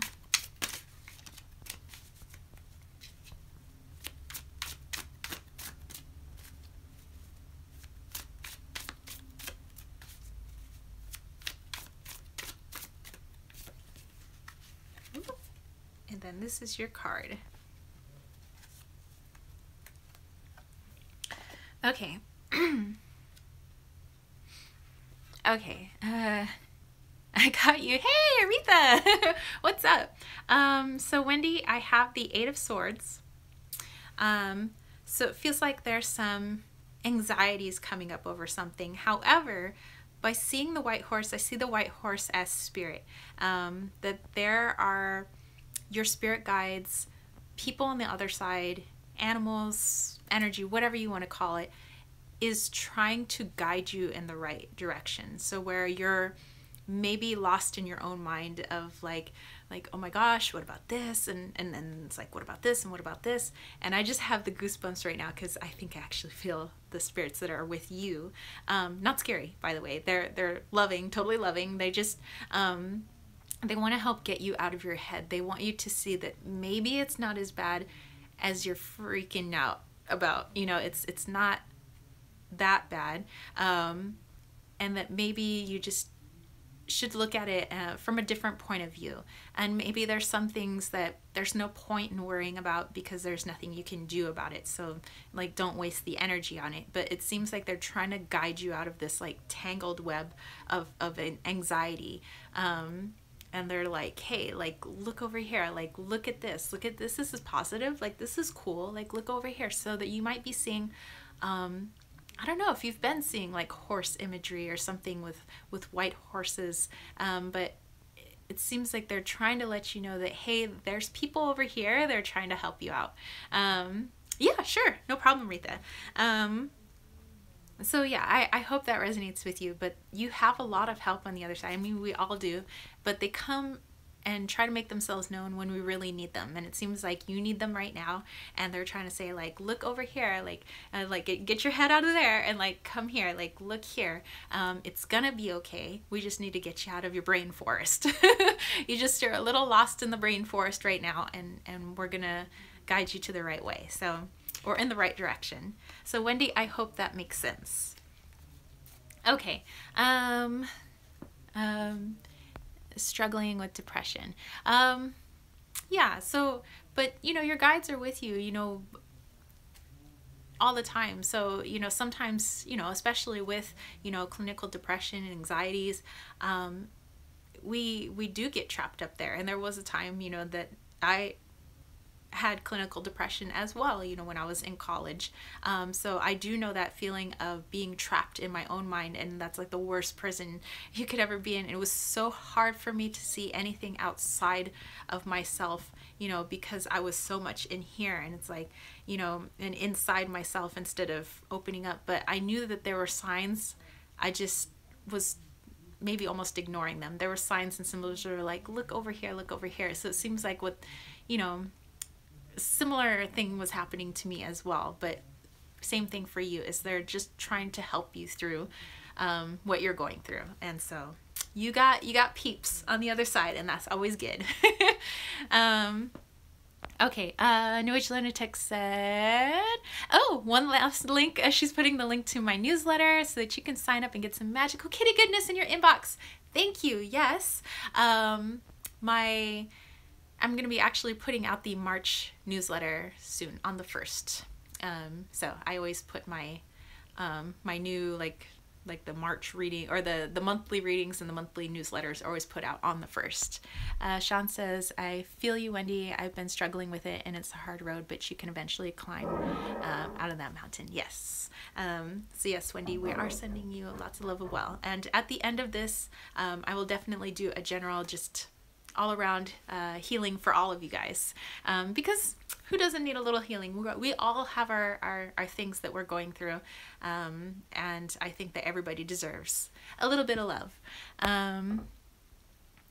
Okay, just making sure. I know Retha Lent wanted to get a reading, but am I missing anyone else? Words. And it seems like a lot of us, the more I think we do these live chats and talk and everybody gets to, share personal things about themselves, you realize that you're not alone. There's obviously, people in here saying that, yes, like they went through that too, or they're going through that. And that's so comforting, is to know that you're not alone no matter what's going on in your life, that if you just vocalize it sometimes, you realize that, hey, you got somebody who's been there, is going through there, or will soon be going through there. So nobody else on my list. Green Owl, I think, is in and out. And then I think there was Retha. So anybody else? Sean already, I think I got Sean. Sean, did I get you? I think I did. I think you were the Knight of Swords, if I remember your card correctly. Okay, so Retha. Any images for you?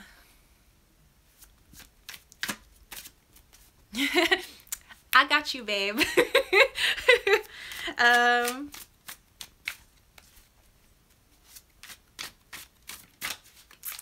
Feel like Sonny Bono. I got you, babe. Sonny and Cher. I got you, babe. Okay, so Retha, what I was getting, I got a black kitty. So the image that I got, black kitty, beautiful emerald eyes. So, whoa, and you had 2 cards that flew out, so we're going to look at those. While I'm off, thank you for the stories and the readings. Have a great day, everyone. Blessings. Thank you, Allie. And I hope you have a wonderful day as well. Okay, so you got Page of Swords and Temperance.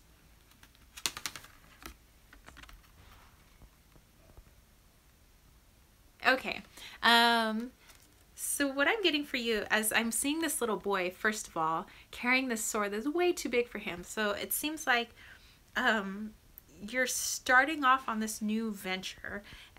You're taking action towards it, and it's like, you're all in. But you're it seems like there's a lot, and you might be overwhelmed with like, oh my gosh, there's so much to do, because it's a new project. In any new project, we always feel overwhelmed until we can like catch our rhythm in it. So you just don't really have your rhythm yet, which is why I think Temperance is coming up. It's just like, you need to kind of figure out for yourself, what works for you, what doesn't work for you. And, although we want to look at other people and like, what are they doing? And that's a good guide for us. I'm kind of seeing like, you need to kind of figure out for yourself, like what do you want from this new venture? Things will kind of even out later on, but yes, we're all still here, Veronica. Just doing readings right now. But yeah, so I'm seeing you just kind of at the beginning of this adventure. I mean, it's not, swords are not scary by any means. Bella's got to go lay down, and you have a wonderful weekend as well, and have yourself a wonderful rest. Take it easy. So yeah, just all about keeping everything even keel. No need to rush anything. No need to, I need to be here right now, because it's still in the beginning stages. So just let it go, let it progress as it needs to progress. Retha says, it's a very appropriate song and a beautiful black kitty named, oh, you have a black kitty named Spooky. Yes, I'm starting on a new venture, and yes, overwhelmed. Temperance was my stalker card this month. Well, I'm so glad that resonated then. Okay. Anybody else before I give you all a little bit of energy love? Because I think we all need some. So is that everybody? We good to go? 2 thumbs up, 2 toes up, 2 thumb toes? Yes, thumb toes. Okay, so let's do an energy for everyone. So it doesn't matter where you guys are right now. I know sometimes that when I'm watching people's live chats, I'm actually just more like listening to their live chat instead of watching, because I'm doing other things, you know, because we got stuff to do. Sapphire Hands is here. Oh, okay, Sapphire Hands, let's give you quick card, and then I'm gonna give everybody a general energy, a healing energy. And for the healing energy, again, you don't have to be like in your meditative position, or you don't need to be laying down. You could be doing whatever, just as long as you're just listening and just allowing yourself to be open to the energy. You know, a lot of times we miss out on things because, you know, as much as we have to remain skeptical about certain things, we don't want to close ourselves down to certain experiences, you know. So I always say keep a skeptical mind, but also keep yourself open to the experience, and then you can whatever analyze it later. But okay, so Sapphire Hands.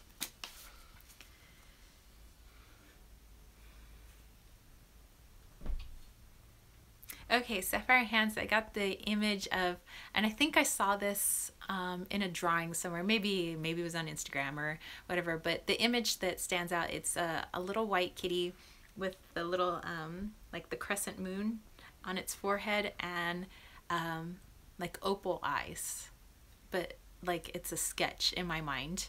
It's really pretty. But yeah, so I see the white kitty with the crescent on its forehead and like opal-esque eyes. Okay.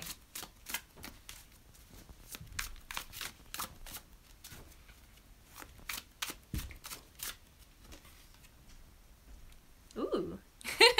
Ooh, hey now. Sapphire Hands, I get the Lovers.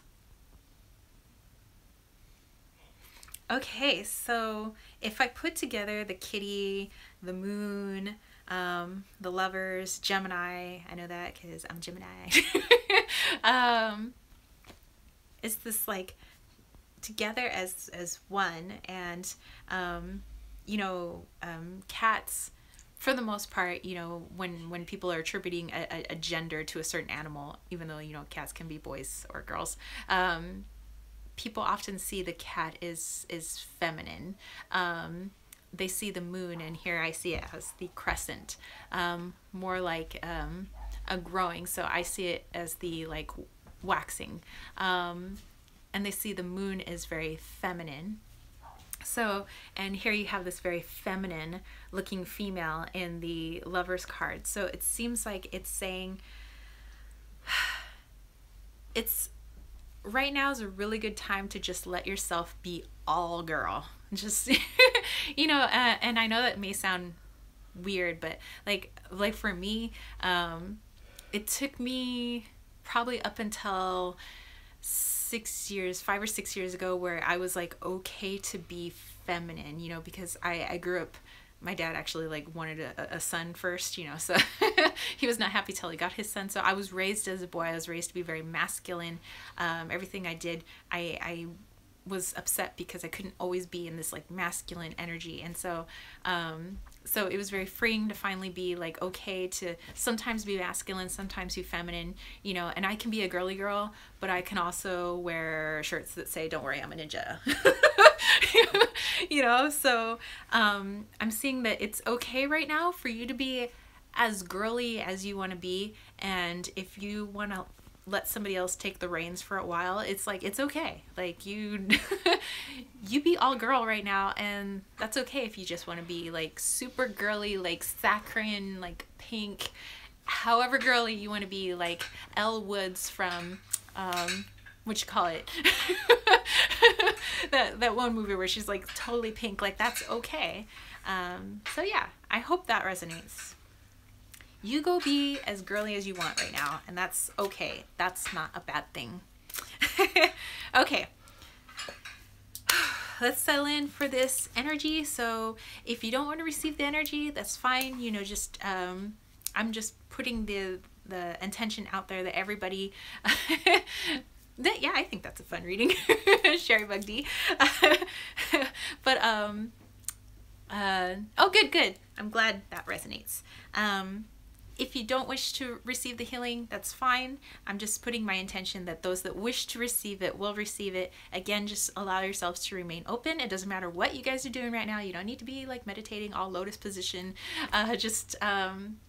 Yeah, just wherever you are, whatever you're doing. And those people that have signed off, I'm just asking their spirit, like, is it okay to receive this healing? And if they are, they'll receive it. So everyone, whether or not they watch this channel, just this going out to everybody. Okay.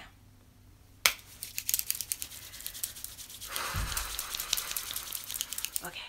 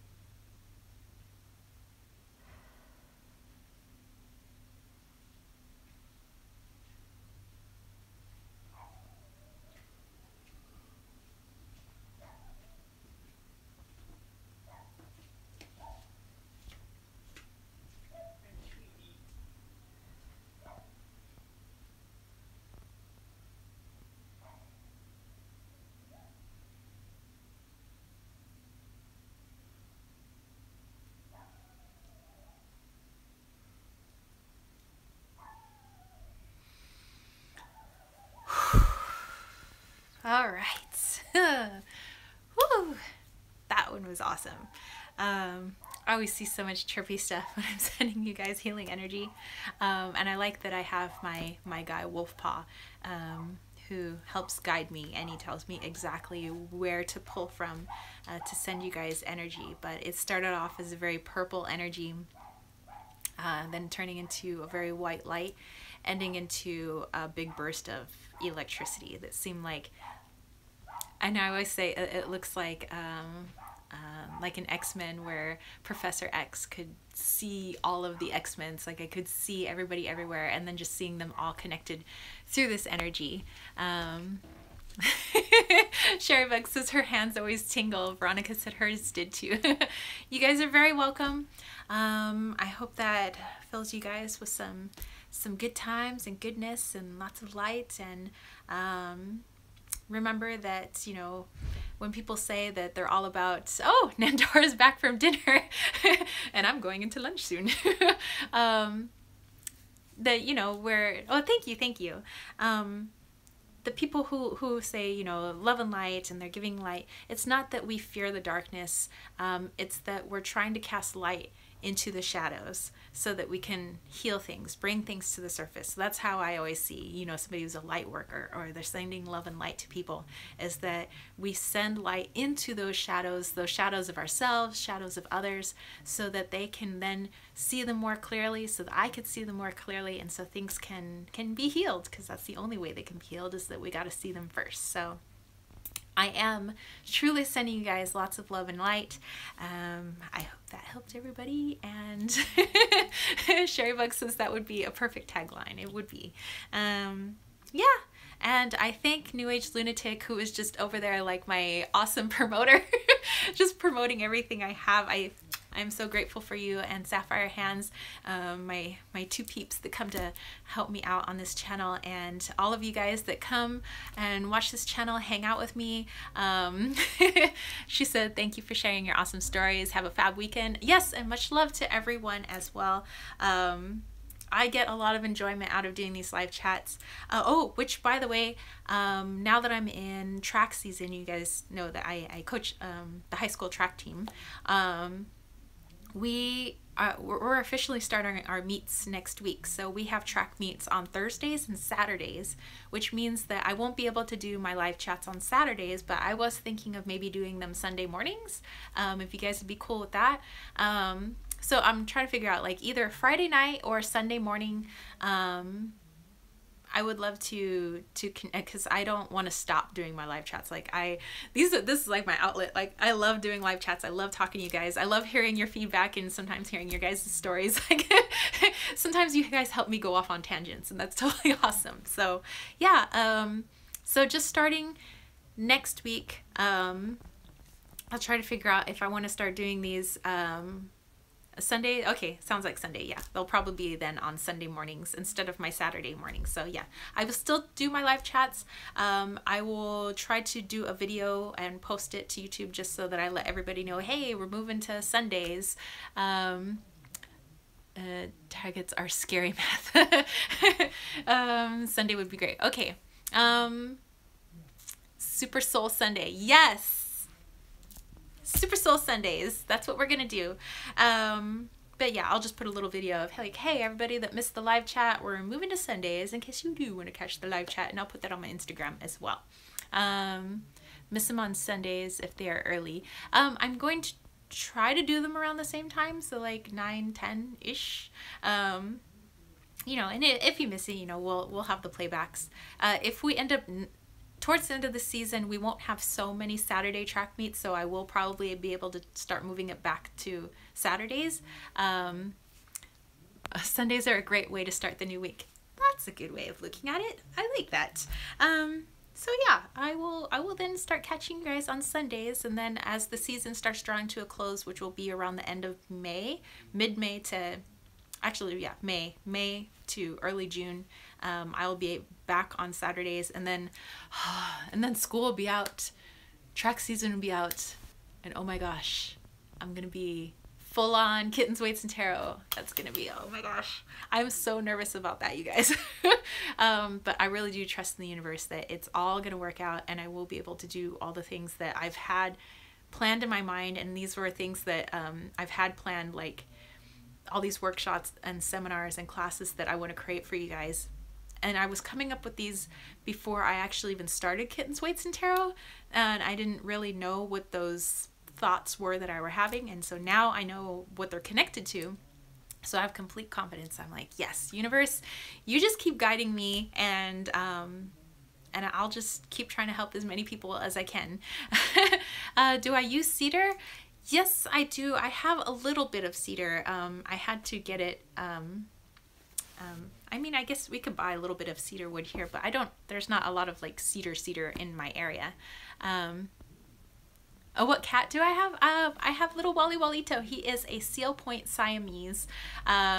He is part albino though, so that's why he's so light colored. So Crystal Lotus says she has to run, making soap. Oh, making soap. Oh, soap. Soup. Thank you. You guys are wonderful. See y'all next time.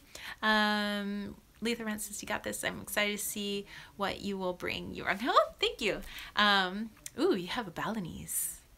Those are pretty. Those are pretty cats. And Sherry Bug says she has to message me. No problem. So yeah, if you guys ever need to email me, Tara@kittensweightsandtarot.com, and I will put that in the link below when I do have a link below when this all gets uploaded. I'll do my information box. And if you guys want to catch me on Instagram, it's Kittens, Weights, and Tarot, or my Facebook page, Kittens, Weights, and Tarot. My Etsy shop, Kittens, Weights, Tarot, because I didn't have room for the "and" in my shop name. So anyway, thank you guys all for coming. I hope you guys all enjoyed the healing. Now that I'm starting to feel like I'm getting my energy back, and I'm gonna go have lunch, and I hope you guys all enjoyed the readings. I love doing readings for you guys, and I will catch you guys on, what was it? Soulful Sundays? Soulful Spiritual Sundays. Thank you, Sean. Thank you, Nandora, and everybody else who is in here, Sherrybug, and everybody. I don't want to leave anybody out. You guys know who you are, and you're all awesome, and I love you all so much. So, you guys have a wonderful weekend. Peace, love, and chicken grease. Peace out! Bye, guys.